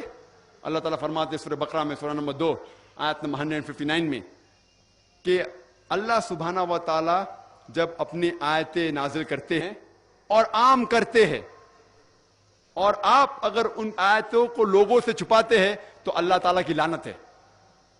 اللہ تعالیٰ فرماتے ہیں سورہ فرقان میں سورہ نمبر 25 آیت نمبر 30 میں محمد صلی اللہ علیہ وسلم فرماتے ہیں اللہ تعالیٰ سے کہ یا اللہ یہ میری امہ ہے جس نے قرآن کے ساتھ کھلواڑ کیا. محمد صلی اللہ علیہ وسلم شہادت دیتے ہیں کہ یہ میری امہ ہے جو قرآن شریف کے ساتھ کھلواڑ کیے. تو ہمارا فرض ہے کہ ہم قرآن مجید کو پڑھیں اور سمجھیں. اور قرآن مجید پڑھنے کے 2 طریقے ہوتے ہیں, ایک تذکر قرآن, ایک تدبر قرآن. تذکر قرآن مینس قرآن شریف کو پڑھنا اوپری طریقے سے, اور تدبر قرآن مینس قرآن مجید کے معنی کو گہرائی سے اور تدبر کرنا. اور ہمارا فرض ہے کہ ہم قرآن شریف کو پڑھیں. ہر مسلمان کے گھر میں قرآن مجید کا ترجمہ ہونا چاہیے. اگر آپ عربی زبان نہیں جانتے, سب سے بہترین کتاب جو آپ کس کو گفٹ دے سکے, تحفہ دے سکے, وہ ہے قرآن مجید. اگر آپ کسی گھر پہ جاتے نکاح کے اوپر یا کہیں بھی فنکشن میں, سب سے بہترین کتاب ہے قرآن مجید. آپ اپنے بچے کو سب سے بہترین کتاب دے سکتے, وہ قرآن مجید. اور ہمیں چاہیے کہ ہر روز ہم گھر میں کم از کم 20 یا 25 منٹ گھر والوں کو لے کے قرآن مجید ترجمے سے پڑھے، آپ کی اور آپ کے گھر والوں کی زندگی انشاءاللہ بدل جائیں گی۔ میں تقریر کے آخر میں کہنا چاہتا ہوں کہ اللہ تعالیٰ فرماتے ہیں سورہ لقمان میں سورہ نمبر 31 کہ اگر آپ سارے پیڑ کو قلم میں تبدیل کریں گے، یہ سارے سمندر 7 سمندر بھی لگا دیں گے اور شاہی میں بدلیں گے، تو بھی آپ اللہ تعالیٰ کی تعریف نہیں لکھ سکو گے۔ اللہ تعالیٰ فرماتے سورہ الحشر میں سورہ نمبر 59 آیت نمبر 24 میں، اگر یہ قرآن پہاڑ پہ نازل کیا جاتا تو پہاڑ ریزہ ریزہ ہو جاتا، ٹکڑے ٹکڑے ہو کے گر جاتا۔ اس کے معنی اگر پہاڑ کو ذرا بھی احساس ہوتا اور اللہ تعالیٰ اس قرآن کو پہاڑ کے اوپر نازل کرتا تو پہاڑ اس قرآن کے بوجھ سے ریزہ ریزہ ٹکڑے ٹکڑے ہو جاتا، اور ہم مسلمان کو کوئی فرق نہیں ہو رہا ہے۔ اسی لیے میں کہتا ہوں بھائیوں کہ قرآن کو پڑھیے، سمجھیے اور اس پر عمل کرو۔ میں تقریر کے آخر میں حدیث پیش کرنا چاہتا ہوں جو حضرت عثمان کی حدیث ہے۔ محمد صلی اللہ علیہ وسلم کہا صحیح بخاری میں کتاب نمبر 6 حدیث نمبر 545، جس میں حضرت عثمان رضی اللہ عنہ فرماتے کہ محمد صلی اللہ علیہ وسلم کہا خیرکم من تعلم القرآن وعلمہ، سب سے بہترین وہ لوگ ہیں جو قرآن کو سمجھتے ہیں اور لوگوں کو سمجھاتے ہیں۔ وآخر دعوانا الحمدللہ رب العالمین۔ ہم بہت ہی شکر گزار ہیں ڈاکٹر صاحب کے کہ ایک مدلل تقریر کی انہوں نے۔ تو اب اس کے بعد ایک کوسچن آنسر سیشن ہوگا۔ اگرچہ مصروفیات کو دیکھتے ہوئے کوسچن آنسر سیشن رکھنے کی گنجائش نہیں تھی، لیکن میں ڈاکٹر صاحب سے گزارش کروں گا کہ مختصر چند سوالات یہاں پوچھے جائیں گے اور لائیو ہوں گے۔ جو سوال پوچھنے والا ہوگا وہ یہاں پر مائک پر آ جائے گا، اور اگر if there is any non-Muslim brother who wants to ask the question to Dr. Zakir Naik, Dr. Saab prefers to answer the questions of non-Muslims, most probably. If there is any non-Muslim brother who wants to ask any question to Dr. Zakir Naik, please do come and ask the question. Your question will be answered first. اگر کان غیر مسلم سوال چھو یژھان کرن doctor Zakir Naik صاحبس، doctor صاحب دن گۄڈنیتھ تم سند سوالک جواب۔ گۄڈنیتھ ہی سوالس جواب دن کنس غیر مسلم سندس۔ اگر نہ کہین آسی تو تیلی کان گۄڈنیتھ تو سہ پرژھِ سوال۔ یم چھ پروفیسر منصور احمد بٹ صاحب، یم پرژھن ڈاکٹر صاحب سوال اور ڈاکٹر صاحب دن جواب۔ That's our first question has been posed by R.S. Bali. Question is God existing as an entity outside physical makeup of universe and thus encompassing the whole of nature around us? Does he govern it from outside as per his wishes, or does he arise as a force merely out of physical and material makeup of nature to be reckoned with, as you understand? بھائی صاحب نے سوال پوچھا اور الحمدللہ میں آپ سب لوگ کی صبر کی الحمدللہ تعریف کرتا ہوں الحمدللہ کہ دیکھ رہے کڑک دھوپ ہے، 12 بج چکے ہیں اور 12 بجے سب سے زیادہ دھوپ ہوتی ہے۔ لوگ سمجھے کہ صرف بہت کم لوگ ہوئیں گے، اس سے پنڈال بہت کم تھا، بٹ کم از کم 10 گنا زیادہ لوگ آ چکے ہیں۔ تو الحمدللہ پھر بھی اتنی کڑک دھوپ میں بھی لوگ بیٹھے ہوئے ہیں۔ الحمدللہ انشاءاللہ اللہ سبحانہ و تعالیٰ آپ کو اس کا اجر دیں گے انشاءاللہ انشاءاللہ۔ ہمارے ہندو بھائی نے سوال پوچھا کہ اللہ سبحانہ و تعالیٰ کیا ہے؟ وہ فزیکل ہے کیا؟ کوئی ایک فزیکل جیسی چیز ہے کیا؟ وہ سارے دنیا کے اندر ہے کہ دنیا کے باہر ہے؟ وہ دنیا کو کنٹرول کیسا کر رہے ہیں؟ جہاں تک سوال ہے فزیکل کا، تو اللہ سبحانہ و تعالیٰ کوئی فزیکل چیز نہیں ہے ہم اور آپ جیسا۔ اللہ تعالیٰ کا ڈیفینیشن اللہ تعالیٰ دیتے سورہ اخلاص میں، سورہ نمبر 112 आयत नंबर 104 में अल्लाह ताला फरमाते कुल हुवल्लाहु अहद, कहो कि अल्लाह एक है, अल्लाहु समद, अल्लाह जो बेनियाज है, सबसे ऊंचा है, लम यलिद वलम यूलद, वो ना किसी को जना है ना किसी से जना हुआ है, वलम यकुल लहु कुफुवन अहद, और उसके जैसा कोई भी नहीं है। ये कुरान मजीद में अल्लाह सुब्हाना व तआला के 4 लाइन का डेफिनेशन है। जो भी शख्स कहता है कि ये खुदा है, अगर वो 4 लाइन डेफिनेशन में, इस 4 लाइन में आ जाता है तो हम मुसलमान को कोई एतराज नहीं कि वो खुदा है। उन्होंने पूछा कि अल्लाह ताला सारी दुनिया में है। अल्लाह ताला फरमाते हैं कि अल्लाह सुब्हाना व तआला इटर्नल है, एब्सोल्यूट है, बेनियाज है, कभी भी फना ना होने वाली चीज है, और सारी आसमान और धरती उनकी है। वो ना कभी थकते हैं ना उन्हें कभी नींद आती है, ना उन्हें नींद की जरूरत है। और आगे फरमाते कि उनका अर्श हेवेंस एंड अर्थ के ऊपर है, मतलब सारे आसमान पे अर्श है। अल्लाह सुब्हाना तआला ये भी जिक्र करते हैं, आप जहां भी देखेंगे अल्लाह सुब्हाना व तआला का वजह पाएंगे। इससे में ये साबित होता है कि अल्लाह सुब्हाना व तआला का इल्म सारे जगह में है, सारे कायनात में है, और वो अल्हम्दुलिल्लाह सुम्मा अल्हम्दुलिल्लाह उनके पास इतना पावर, अल्लाह ताला कहते हैं कि yes power over all things इन्नल्लाह अला कुल्लि शैइन कदीर, उनकी ताकत ऐसी है कि सारे जहां में फैली हुई। और वो सवाल था फिजिकल चीज है, फिजिकल नहीं है, आप और हम जैसे नहीं है, वो कुछ अलहदा चीज है। और अल्लाह ताला फरमाते सूरह शुरा में, सूरा नंबर 42 आयत नंबर 11, लैसा कमिस्लिही शै, अल्लाह ताला के जैसी कोई भी चीज नहीं है। तो हम अल्लाह सुब्हाना व तआला को इस दुनिया में किसी भी चीज से कंपेयर नहीं कर सकते, वो एक अलहदा चीज है। Second question has also been posed by a non-Muslim, Gurmeet Singh, MSc Astrophysics. Do Islamic views portray the cosmic makeup of universe close to Big Bang theory and theory of relativity?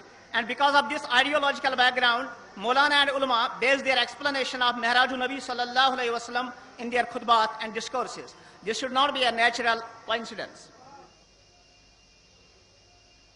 सवाल है कि कुरान शरीफ में, इस्लाम में astronomy, cosmology, ये जो आसमान की जो पढ़ाई है और फल्कियात के बारे में जिक्र है, और क्या कुरान मजीद जो आज साइंस ने एडवांस कर चुकी है, बिग बैंग में मानती है, और ये मौलाना लोग जो मिराज का जिक्र करते हैं वो क्या है? कुरान शरीफ में कई आयतें एस्ट्रोनॉमी के बारे में जिक्र करती है। हम एक लेक्चर दे सकते सिर्फ एस्ट्रोनॉमी पर, और एस्ट्रोनॉमी के बारे में जानने में आप मेरी कैसेट देख सकते हैं, कुरान और जदीद साइंस, उसमें डिटेल में जिक्र है। लेकिन मेन सवाल था कि आप बिग बैंग में मानते हैं क्या नहीं? और बिग बैंग ये कहती है कि सारी कायनात एक थी, उसके बाद एक बड़ा धमाका हुआ बिग बैंग, और उसमें फिर वजूद में आया ये गैलेक्सीज, ये तारे, ये सितारे, और ये फलक, और ये प्लैनेट्स, सूरज, चांद, और ये धरती, इसे कहते हैं बिग बैंग।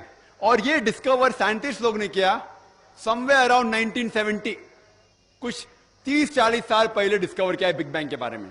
अल्लाह सुब्हाना व तआला 1400 साल पहले इसका जिक्र करते हैं सूरह अंबिया में, सूरा नंबर 21 आयत नंबर 30 में, अवलम यरल लजीना कफरू अन्ना समावाति वल अर्दा कांत रत्कम तकनाहुमा, कि वो काफिर लोग नहीं जानते कि ये फलक, ये आसमान और ये धरती एक थी और हमने उन्हें छुट्टा किया। तो ये जो बिग बैंग आज साइंटिस्ट ने डिस्कवर किए कि कायनात कैसे वजूद में आए, अभी 30-40 साल पहले उन्होंने इसका इल्म हासिल किया। अल्हम्दुलिल्लाह सुम्मा अल्हम्दुलिल्लाह, अल्लाह सुब्हाना व तआला इसका जिक्र 1400 साल पहले कुरान मजीद में करते हैं। और ऐसे कई आयत है एस्ट्रोनॉमी के बारे में। हम पहले ये नहीं जानते थे कि दुनिया गोल है, पहले हम समझते दुनिया चपटी है, अभी हमें पता चला 300-400 साल पहले कि दुनिया गोल है। अल्लाह ताला फरमाते सूरह नाज़ियात में, सूरा नंबर 79 आयत नंबर 30 में, वह अर्द बाद ज़ालिका दहाहा, और उसके बाद हमने दुनिया बैदे की शक्ल में बनाई। दहा के एक मानिए कि फैली हुई और दुनिया फैली हुई है, और दूसरे मानिए कि बैदे की शक्ल। ये दहाहा अरबी लफ्ज हुया से आता है, और हम जानते हैं कि दुनिया गोल बॉल की तरह पूरी तरीके से गोल नहीं है, وہ जियोस्फेरिकल है, मतलब पोल से ऊपर और नीचे से चपटी है, इंग्लिश में कहते हैं जियोस्फेरिकल। और जब आप देखेंगे अंडा, और ये दुइया जो लफ्ज है वो आम अंडा नहीं है, खुसूसन ऑस्ट्रिच का एग है, शतलमुर्ग ऑस्ट्रिच उसका अंडा। और अगर शतलमुर्ग का अंडा देखेंगे आप, वो बिल्कुल दुनिया की तरह है, गोल लेकिन ऊपर और नीचे से चपटा। तो अल्लाह सुब्हाना व तआला इस दुनिया का शेप 1400 साल पहले कहते हैं, जो हम अभी 200-300 साल पहले जानते। पहले हम समझते थे चांद की रोशनी खुद की है, अभी कुछ चंद अरसे पहले 100 साल 200 साल 300 साल पहले पता चला कि चांद की रोशनी खुद की नहीं। अल्लाह ताला फरमाते सूरह फुरकान में सूरह नंबर 25 आयत नंबर 61 कि सूरज की रोशनी जो है वो खुद की है, ये चांद की रोशनी है वो खुद की नहीं है, वो बोरोड है, किसी से ली गई है। और आज हम जानते हैं ये चांदनी जो है वो सूरज की रोशनी चांद पे गिर के आती है, चांद की खुद की रोशनी नहीं है। तो इस तरीके से कई आयतें कुरान मजीद में जो फलक और आसमान और एस्ट्रोनॉमी के बारे में जिक्र करती है। आप मेरी कैसेट सुन सकते हैं कुरान मॉडर्न साइंस। इनका अगला सवाल था कि ये मेराज क्या है। मेराज का जिक्र है सूरह इसरा में सूरह नंबर 17 आयत नंबर 1 में कि हमने मोहम्मद सल्लल्लाहु अलैहि वसल्लम को मस्जिद हरम से मस्जिद अक्सा ले गए, और ये मेराज का जिक्र है कि किस तरीके से वो आसमान पर जाते। ये एक मौजिज़ा है, साइंस इतनी तरक्की नहीं कर चुकी है कि सब कुछ कह सकती है। ये एक मौजिज़ा है जो कुरान शरीफ में जिक्र है सूरह इसरा में सूरह नंबर 17 आयत नंबर 1। ये एक मौजिज़ा है कि अल्हम्दुलिल्लाह मोहम्मद सल्लल्लाहु अलैहि वसल्लम ने मेराज किया। साइंस हर चीज के बारे में इल्म नहीं रखती। साइंस को ये भी नहीं इल्म है कि जन्नत है जहन्नम है, साइंस को ये भी नहीं इल्म है कि जिन है या फरिश्ते, लेकिन साइंस ये भी नहीं कह सकती कि जिन नहीं है, फरिश्ते नहीं है, जन्नत नहीं है, जहन्नम नहीं है। तो मैं कहता हूं जो भी कुछ कुरान मजीद में लिखा हुआ है 80% साइंस ने उसे तहकीक करके कह दिया 100% सही है। 80% जो कुरान शरीफ में साइंस के बारे में जिक्र है उसे साइंटिस्ट कहते हैं कि 100% सही है।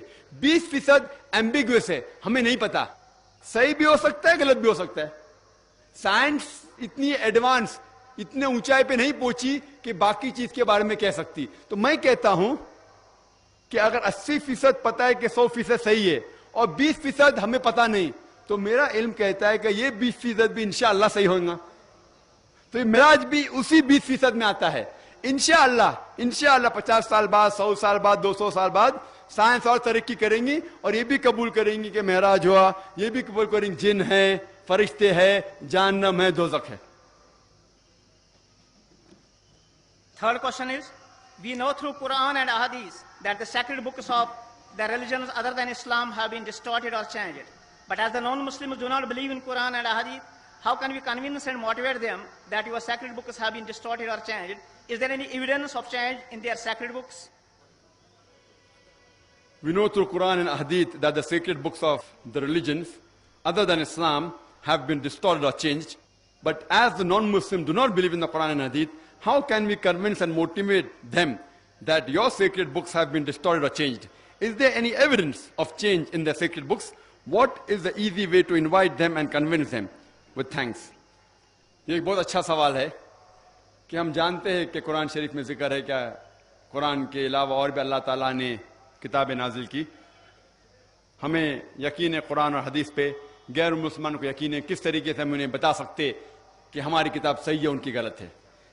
हर दौर में, हर जमाने में कुछ चीज साबित करने के लिए एक दौर होता है। मिसाल के तौर पे पहले दौर था मौजिजा का, मौजिजा, और अल्हम्दुलिल्लाह कुरान साबित कर चुका है कि अल्लाह की किताब है, क्योंकि सारे जहां में सबसे बेहतरीन मौजिजा है कुरान शरीफ। उसके बाद दौर आया लिटरेचर एंड पोइट्री का, उर्दू में क्या कहते हैं, लिटरेचर एंड पोइट्री, शेर शायरी का दौर। उस टाइम ऊंचाई पे थे जब कुरान नाजिल हुआ, उस टाइम अरब सबसे ऊंचाई पे थे अरबी जबान में, जबान का दौर था शेर और शायरी का। अल्हम्दुलिल्लाह सुम्मा अल्हम्दुलिल्लाह, मुसलमान और गैर मुसलमान दोनों जो भी अरबी जानते वो तस्लीम करते कि कुरान मजीद सारे दुनिया में सबसे बेहतरीन किताब है अरबी जबान में। लेकिन आज शेर शायरी का दौर नहीं। अगर मैं कहूंगा शेर शायरी के जबान में कि दुनिया चपटी है, क्या आप मान लेंगे?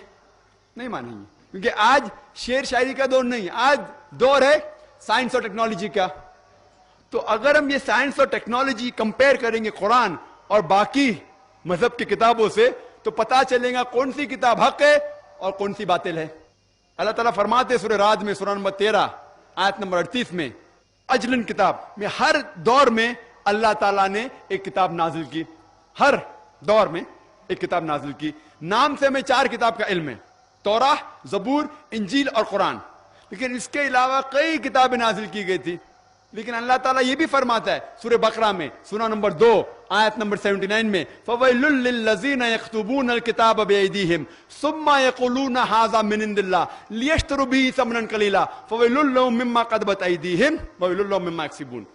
लानत है वो लोगों पे जो लोग किताब अपने हाथ से लिखते हैं और कहते हैं कि अल्लाह की किताब है। लानत है वो लोग पे जो लिखते हैं, लानत है उन पे जो कमाते हैं, और इन सब पे लानत है। अल्लाह ताला फरमाते हैं कि लोग अपने हाथ से किताब लिखते हैं और कहते हैं कि अल्लाह की किताब है।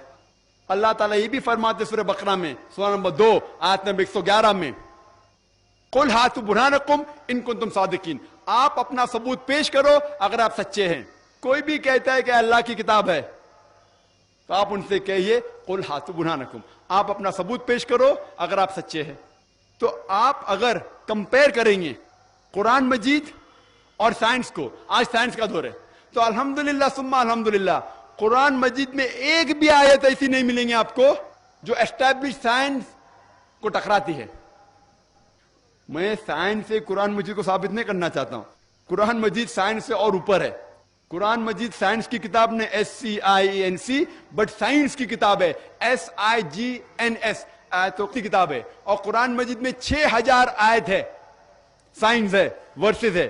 इनमें से 1000 से ज्यादा साइंस के बारे में जिक्र करती हैं। लेकिन अगर हम कुरान मजीद साइंस को, जो लोगों की यार्डस्टिक है, उनका यार्डस्टिक है, उनकी तोलने की चीज है, अगर हम कुरान मजीद हमारी यार्डस्टिक, हमारा मयार से देखेंगे तो सुम्मा अल्हम्दुलिल्लाह एक भी आयत साइंस से नहीं टकराती, एस्टैब्लिश साइंस से। लेकिन ये अगर आप बाइबल्स मिलाएंगे, हमें पता है कि इंजील अल्लाह का कलाम था, लेकिन ये बाइबल अभी मिलावट हो चुकी है। अल्लाह का कलाम भी उसमें मौजूद है, इसमें ईसा अलैहिस्सलाम जो कहते हैं वो भी मौजूद है, जो तारीख लिखने वाले लोग लिखते हैं वो भी मौजूद है, इसके अंदर गलतियां भी मौजूद है, इसके अंदर बेहुदा चीजें भी मौजूद है। हम कहते ये पूरी अल्लाह का कलाम नहीं हो सकता, क्योंकि अगर आप पढ़ेंगे बाइबल, बाइबल में ये लिखा है गॉस्पेल ऑफ मैथ्यू में चैप्टर नंबर 4 वर्स नंबर 8 में, और gospel of Luke chapter number 4, क्या दुनिया चपटी है? हम जानते हैं दुनिया चपटी नहीं है। बाइबल में यह भी लिखा हुआ है कि चांद की रोशनी खुद की है, ये हम जानते हैं बिल्कुल गलत है। Genesis chapter number 1 verse number 16 and 17, इसमें यह भी लिखा हुआ है कि अल्लाह ताला ने तारे बनाए सारे फलक में ताकि वो धरती को रोशनी दे सके। हम ये जानते हैं कि आज फलक के अंदर करोड़ों करोड़ों गैलेक्सीज है, हर गैलेक्सी में करोड़ों सितारे हैं।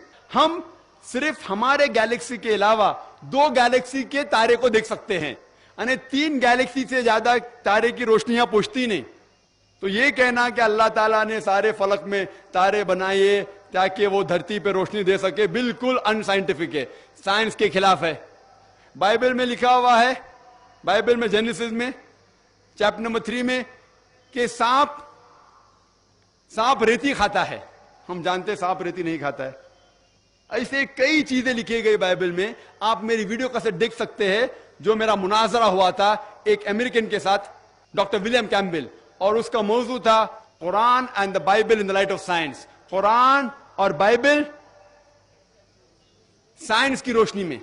और उसके अंदर कम से कम 38, वक्त बहुत कम था, 38 साइंटिफिक गलतियां मैंने बाइबल में निकाली, और डॉक्टर विलियम कैम्पबेल एक भी गलती का जवाब नहीं दे सके। इसी तरीके से आप वेद लेंगे, वेद में भी गलतियां हैं। आप यजुर्वेद पढ़ेंगे, हिंदू की किताब, उसमें लिखा है दुनिया चपटी है। यजुर्वेद में ये लिखा है कि सूरज हमारे धरती के गोल चक्कर लगाता है। ये पुराने लोग सोचते थे, کہ سورج دھرتی کے گول جاتا ہے. تو اس طریقے سے اگر ہم سائنس کا مطالعہ کریں گے باقی کتابوں سے، صرف ایک ہی کتاب جو سفل ہوں گی اور سائنس کے اونچے، قرآن مجید سائنس سے کافی اونچی ہے. تو اس سے ہم یہ ثابت کر سکتے ہیں کہ الحمدللہ قرآن شریف ایک صحیح کتاب ہے اور باقی مذہبوں کی کتاب کے اندر ملاوٹ ہے. So the next question is, what is the attitude of Islam towards Darwin's theory of evolution? Shall Muslims accept it or not? سوال ہے کہ قرآن اور اسلام کا کیا کہنا ہے ڈاروینس تھیوری کے بارے میں. اور ڈاروینس تھیوری ہم جانتے ہیں کہ ڈاروینس تھیوری میں لکھا ہوا ہے کہ ہم انسان بندروں سے آئے، اور قرآن شریف میں تو یہ لکھا نہیں. قرآن شریف میں لکھا ہوا ہے کہ ہم آدم اور حوا سے پیدا ہوئے. آپ کوئی بھی کتاب پڑھیں گے سب میں لکھا ہوا ہے تھیوری آف ایولیوشن. کوئی بھی کتاب میں یہ نہیں لکھ رہا فیکٹ آف ایولیوشن. مطلب یہ تھیوری ہے، یہ ان کی تھیوری ہے، حقیقت نہیں ہے. اگر آپ چارلز ڈارون کی کتاب پڑھیں گے جس کا نام ہے اوریجن آف اسپیشیز، اس کے اندر چارلز ڈارون ایک شپ میں جاتے HMS بیگل، ایک آئیلینڈ پہ جاتے جس کا نام ہے کیلٹراپس، اور وہاں دیکھتے ہیں کہ پرندے اپنی چونچ مار رہے ہیں ہول کے اندر، اور جیسا ڈیپتھ ہول کا ہے اسی طریقے سے ان کے جو چونچ ہے وہ چھوٹی اور بڑی ہو جاتی. تو اس کو دیکھ کے وہ اپنی تھیوری پروپاؤنڈ کرتے ہیں نیچرل سلیکشن کی.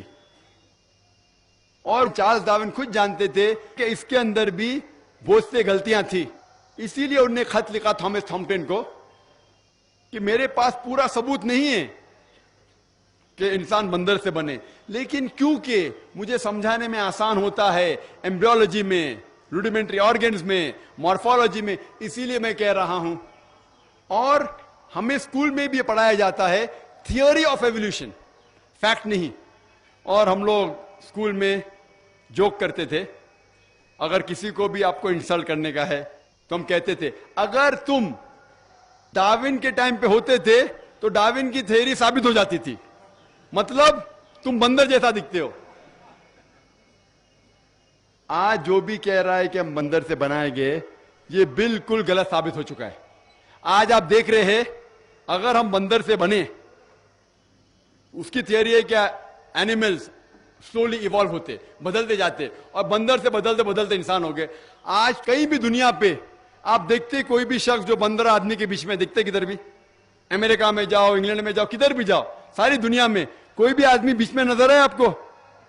بندر اور آدمی کے بیچ میں نظر ہے؟ اس سے ثابت ہو ڈارون تھیوری تو بالکل غلط ثابت ہو چکی ہے. اور کئی سائنٹسٹ لوگ نے، البرٹ گیوگری، فرینک سیلزبری، بہت سے سائنٹسٹ لوگ نے اس ٹائم ہی کہہ دیا تھا کہ ڈارون تھیوری غلط ہے. اور ایون بائی مالیکولر بایولوجی ہینسس کریگ کہتے ہیں کہ ہمارے دماغ کو بہت آپ غلط سوچتے ہیں جو لوگ کہتے ہیں کہ ہم بندر سے بنے.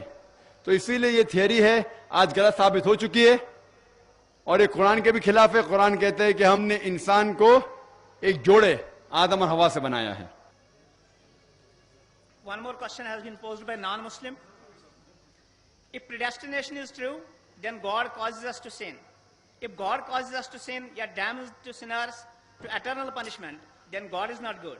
Therefore, non-Muslim concludes, if God is good, then either predestination is not true, or else God does not damn sinners to eternal punishment. Please satisfy the contradiction that occurs. ایک غیر مسلمان سوال کر رہا ہے تقدیر کے اوپر کہ اللہ سبحانہ و تعالیٰ اپنی تقدیر لکھتا ہے تو ہم اگر غلطی کرتے ہیں تو دوشی کون؟ اللہ سبحانہ و تعالیٰ. اگر میں تقدیر میں لکھا ہے کہ ہم خون کریں گے اور ہم آدمی کا خون کر لیتے تو کون ذمہ دار؟ اللہ تعالیٰ. آدمی کو کیوں ذمہ دار کرنے کا؟ اگر تقدیر میں لکھا ہے میں چوری کروں گا، میں غلط کام کروں گا، تقدیر میں لکھا ہے کہ میں جہنم میں جاؤں گا تو جاؤں گا، تو کس کی غلطی؟ میری کیا غلطی؟ اللہ کی غلطی. اور یہ سوال مسلمان لوگ بھی سوچتے ہیں، اور تقدیر پہ ایمان رکھنا ہر مسلمان کا فرض ہے. لیکن ہم پہلے یہ جان لے تقدیر کسے کہتے ہیں. اور اکثر ہم مسلمان بھی نہیں سمجھ پاتے تقدیر کا کیا مطلب ہے، اور ایسا کہتے ہیں وہ تقدیر میں لکھا ہے تو میں کر دیا، کچھ بھی ہوا تو تقدیر میں لکھا ہوا ہے. محنت نہیں کرتا ہوں میں، وہ تقدیر میں لکھا ہے کہ میں غریب رہوں گا. یہ تقدیر کی کیا معنی ہوتی ہے؟ اللہ تعالیٰ فرماتے ہیں سورہ اسراء میں کہ جب بھی ایک انسان پیدا ہوتا ہے تو اس کے گردن کے گول میں اس کے پوری آتما کتھا، اس کا فیوچر، اس کا بھوشیہ لکھ لیتا ہوں. میں آپ کو سمجھانے کے لیے ایک مثال پیش کرتا ہوں. مثال کے طور پہ اگر ایک کلاس کے اندر ایک ٹیچر کلاس میں پڑھاتا ہے اور ایگزامینیشن کے پہلے کہتا ہے کہ یہ اسٹوڈنٹ پورے کلاس میں نمبر 1 آئیں گا، اول آئیں گا، یہ اسٹوڈنٹ سیکنڈ کلاس سے پاس ہوئیں گا، وہ اسٹوڈنٹ فیل ہو جائیں گا. مثال دے رہا ہوں، برا مت لگنا ویسا. اور ایگزامینیشن ہوتا ہے اور یہ اسٹوڈنٹ فرسٹ آتا ہے، یہ اسٹوڈنٹ سیکنڈ کلاس سے پاس ہوتا ہے اور یہ اسٹوڈنٹ فیل ہو جاتا ہے. میں آپ سے یہ سوال پوچھتا ہوں کہ جو طالب فیل ہو گیا، کیا وہ کہہ سکتا ہے کہ کیونکہ ٹیچر نے کہا میں فیل ہوں گا اس لیے فیل ہو گیا؟ کہہ سکتا ہے کہ نہیں کہہ سکتا. کیوں؟ ٹیچر اپنے تجربے سے کہہ رہا ہے یہ اسٹوڈنٹ بہت اچھا ہے، بہت پڑھائی کرتا ہے اس لیے فرسٹ آئے گا، یہ اسٹوڈنٹ ٹھیک ہے سیکنڈ کلاس، یہ اسٹوڈنٹ پکچر دیکھتا ہے کلاس ہی نہ اٹینڈ کرتا ہے اس لیے فیل ہوئے گا. تو اپنے تجربے سے وہ بھوشیہ کے بارے میں کہتا ہے. لیکن وہ اسٹوڈنٹ نہیں کہہ سکے گا کیونکہ ٹیچر نے مجھے کہا میں فیل ہوں گا اس لیے فیل ہو گیا. دوشی کون؟ وہ خود اسٹوڈنٹ، اس نے پڑھائی نہیں کیا. اسی طریقے سے اگر آپ کمپیئر کریں گے، اللہ سبحانہ و تعالیٰ ٹیچر سے تو بہت اونچے. ٹیچر تو کبھی کبھی غلطی کر سکتا ہے. اللہ سبحانہ و تعالیٰ کے پاس علم غیب ہے، وہ بھوشیہ کے بارے میں جانتے ہیں. جب بھی کوئی کام ہوتا ہے کچھ چیز فکسڈ ہے، آپ کہاں پیدا ہوں گے، آپ کب مرے، کچھ چیز مکمل ہے. اس کے علاوہ اللہ سبحانہ و تعالیٰ نے آپ کو فری ول دیا ہے. فری ول مطلب آپ جو بھی چاہے چن سکتے ہیں. اللہ تعالیٰ کو ہدایت دی قرآن اور حدیث میں، لیکن آپ کے اوپر ہے آپ اس کے اوپر عمل کریں نہیں کریں. لیکن اللہ تعالیٰ جانتا ہے آپ کیا کریں گے. مثال کے طور پر آپ ایک رستے پہ چل رہے ہیں اور ایک چوراہے پہ آتے ہیں. 4 رستے ہیں، نمبر 1، نمبر 2، نمبر 3، نمبر 4. آپ کوئی بھی رستہ چن سکتے ہیں. آپ چنتے ہیں رستہ نمبر 3. اللہ سبحانہ تعالیٰ کو پہلے سے علم غیب ہے، پہلے سے پتا تھا کہ آپ جب چوراہے پہ آئیں گے آپ رستہ نمبر 3 لیں گے. تو اللہ تعالیٰ پہلے سے لکھ لیتا ہے کہ آپ رستہ نمبر 3 چنیں گے. کیونکہ اللہ تعالیٰ نے لکھا اس لیے آپ نہیں چن رہے، کیونکہ آپ چننے والے تھے، اللہ تعالیٰ نے لکھا. اسے کہتے علم غیب. اللہ سبحانہ و تعالیٰ علم غیب ہے. اللہ تعالیٰ کو پہلے سے پتا تھا کہ آپ نمبر 3 چنیں گے، اور اللہ تعالیٰ تقدیر میں لکھ دیا کہ آپ نمبر 3 رستہ چنیں گے. کیونکہ اللہ تعالیٰ نے لکھا اس لیے آپ 3 نہیں چن رہے، کیونکہ آپ چننے والے تھے، اللہ نے لکھا. اور ایک مثال پیش کرتا ہوں. آپ نے 10ویں پاس کی، 12ویں پاس کی، آپ ڈاکٹر بھی بن سکتے، آپ انجینئر بھی بن سکتے، آپ لائر بھی بن سکتے. آپ چنیں گے ڈاکٹر بننے کے لیے. اللہ تعالیٰ کو پتا ہے کہ آپ جب 12ویں پاس کریں گے تینوں چیز آپ بن سکتے، آپ ڈاکٹر بھی بن سکتے، انجینئر بھی بن سکتے، لائر بھی بن سکتے. آپ چنیں گے ڈاکٹر بننے کے لیے. تو تقدیر میں لکھ دیا اللہ تعالیٰ آپ 12ویں پاس کریں گے اور ڈاکٹر بنیں گے. کیونکہ اللہ تعالیٰ نے لکھا اس لیے آپ ڈاکٹر نہیں بنے، کیونکہ آپ نے چنا اسی لیے اللہ تعالیٰ نے پہلے سے لکھ دیا. آپ سمجھے؟ کچھ لوگ کل ایگزام ہے، اچھا ہے، طالب اچھا ہے، ابھی کل ایگزام ہے، کیا پڑھنے کا؟ تقدیر میں لکھا ہے کہ پاس تو پاس، فیل تو فیل، اور وہ نہیں پڑھتا ہے اور وہ فیل ہو جاتا ہے. تقدیر میں لکھا ہوتا ہے یہ آدمی پڑھتا تھا تو پاس ہوتا تھا، لیکن اس کی سوچ بھی ٹیڑھی تھی. اللہ تعالیٰ نے لکھا ہے تقدیر میں یہ شخص اگر پڑھتا تھا پاس ہوتا تھا، لیکن اس نے سوچا کیا پڑھوں میں، تقدیر میں لکھا نہیں پڑھتا فیل ہو جاتا ہے. تو دوشی کون؟ اللہ یا وہ خود؟ تقدیر میں بھی لکھا یہ وہ پاس ہو سکتا تھا لیکن وہ نہیں پڑھتا اس لیے فیل ہو گیا. پھر بولے گا دیکھو تقدیر کو تو میں ٹال نہیں سکتا ہوں. اسی لیے وہ کہاوت ہے، علامہ اقبال نے کہا ہے، خود ہی کو غیر اتنا بلند کر، تقدیر کے پہلے خدا اپنے بندے سے خود پوچھے بتاتا ہی رضا کیا ہے. اور حدیث میں آتا ہے کہ دعا تقدیر کو بدل سکتی ہے. مثال کے طور پہ اگر آپ جاتے ایگزامینیشن میں اور آپ کا پیپر اچھا نہیں جاتا اور آپ جانتے کہ آپ فیل ہوئیں گے، آپ گھر پہ آتے اور دعا کرتے اللہ تعالیٰ سے، یا اللہ سبحانہ و تعالیٰ میں نے پیپر میں اچھا نہیں کیا، مجھے پاس کر لے. اللہ تعالیٰ آپ کی دعا کو قبول کر لیتا اور پاس کر لیتا. تقدیر میں یہ لکھا ہے کہ آپ نے پیپر اچھا نہیں کیے، آپ فیل ہونے والے رہتے، لیکن آپ نے دعا کی. اللہ تعالیٰ کو یہ بھی پتا ہے کہ آپ دعا کرنے والے کہ نہیں کرنے والے، اور تقدیر میں یہ بھی لکھا ہے کہ اللہ تعالیٰ آپ کی دعا کو قبول کریں گے. اللہ تعالیٰ بھی جانتا ہے اگر اب 100 سال بعد کوئی شخص دعا کرے گا, وہ بھی جانتا ہے اللہ تعالیٰ وہ دعا قبول کرے گا کہ نہیں, وہ بھی تقدیر میں لکھا ہوا ہے. تو اسی لیے ہمیں ہر روز دعا کرنا چاہیے, ہر وقت دعا کرنا چاہیے. دعا تقدیر کو بدل سکتی, مطلب جو آپ کی پہلی ہونے والا تھا اس کو بدل سکتی, لیکن وہ بھی تقدیر میں لکھا ہے کہ آپ دعا کرنے والے, اور وہ بھی لکھا ہے کہ اللہ تعالیٰ دعا کو قبول کریں گے کہ نہیں. تو تقدیر میں لکھا ہے کہ آپ فیل ہونے والے تھے, آپ گھر پہ آتے ہیں, دعا کریں گے, اللہ نے دعا کو قبول کیا اور آپ پاس ہو جائیں گے. تو اسی لیے ہم مسلمان کو اللہ پہ بھروسہ رکھنا چاہیے. لیکن اللہ کے رسول نے فرمایا اللہ پہ بھروسہ رکھو لیکن اونٹ کو باندھو. آپ نے کہہ سکتے اللہ پہ تقویٰ ہے, میں گھر کا دروازہ کھلا رکھوں گا, کوئی چور نہیں آئے گا. اللہ کے رسول نے فرمایا اللہ پہ بھروسہ رکھو لیکن اونٹ کو باندھو. تو اللہ پہ پورا بھروسہ ہونا چاہیے, لیکن آپ خود محنت کرنا چاہیے, آپ خود جہاد کرنا چاہیے, آپ کو خود قرآن پہ عمل کرنا چاہیے. آپ کہیں گے تقدیر میں لکھا ہوا ہے میں چوری کروں گا, تو آپ کام ہی نہیں کریں گے اور چوری کریں گے, اور بولیں گے تقدیر میں لکھا ہے, آپ کی غلطی ہے, اللہ تعالیٰ کی نہیں. تو آپ کو ہر وقت جد و جہد کرنا چاہیے اچھے کام کے لیے. قرآن کو سمجھ کے پڑھو اور عمل کرو, انشاءاللہ آپ اس دنیا اور آخرت میں کامیاب ہوں گے. Sir, 2 more live questions from that side. Erudite brother Dr. Zakir Naik, Assalamu alaikum wa rahmatullahi wa barakatuh. I am Imtiaz, lecturer by profession. I have a question. I have gone through Nurun min Nurillah, and second, Huwa allazi ja'ala shamsu ziyaun wa qamaru nura, and third, Allahu nur samawati wal ard. I couldn't understand what is this nur, please. بھائی صاحب نے قرآن میں کئی آیت کوٹ کیے, آخری آیت جو کوٹ کیا اللہ نور سماواتی والارض, وہ سورہ نور کی آیت ہے, سورہ نمبر 24 آیت نمبر 35, جس میں اللہ تعالیٰ فرماتا ہے اللہ نور سماواتی والارض, کہ اللہ سبحانہ و تعالیٰ اس آسمان اور اس دھرتی کے نور ہیں. نور ایک عربی لفظ ہے جو میں نے ذکر کیا سورہ فرقان میں سورہ نمبر 25 آیت نمبر 61 میں, کہ نور کے معنی روشنی کو ریفلیکٹ کرنا, ریفلیکٹڈ لائٹ, یا منیر جو بورو کی ہوئی لائٹ. نور کی معنی ریفلیکشن آف لائٹ, مطلب ایک لائٹ کو ریفلیکٹ کرنا. اسی طریقے سے غیر مسلمان پوچھتے اس کا مطلب اللہ کی روشنی خود کی نہیں ہے, کیا کسی کی روشنی کو ریفلیکٹ کر رہا ہے؟ وہ آیت آپ نے جو کوٹ کی آدھی ہے, پوری آیت بڑھتی ہے کہ اللہ نور السماواتی, اللہ سارے آسمان اور کائنات اور دھرتی کا نور ہے. اس کی مثال ایسی ہے کہ ایک مصباح ہے, ایک روشنی ہے, مصباح لیمپ, اور لیمپ کے اندر ایک نچ ہے, ایک چھید ہے, اور اس لائٹ کو یعنی روشنی بھی اللہ تعالیٰ کی ہے اور اللہ تعالیٰ ریفلیکٹ کر رہا ہے. آپ ہیلوجن لیمپ دیکھتے ہیں, ہیلوجن لیمپ, یہاں تو ہیلوجن لیمپ, اس میں بلب ہوتا ہے, اس کے پیچھے ریفلیکٹ کرنے کے لیے ایک سلور کوٹنگ ہوتا ہے. تو بلب بھی ہیلوجن لیمپ ہے اور ریفلیکشن بھی خود کا ہے. تو یہ روشنی بھی اللہ تعالیٰ کی ہے. اللہ تعالیٰ فرماتے کہ اللہ تعالیٰ کی روشنی خود کی بھی ہے, اور خود کی روشنی کو ریفلیکٹ کرتے ہیں سارے دنیا میں, آسمان میں اور دھرتی پہ. وآخر دعوانا الحمد رب العالمین. بس تہند انتہائی شکر گزار.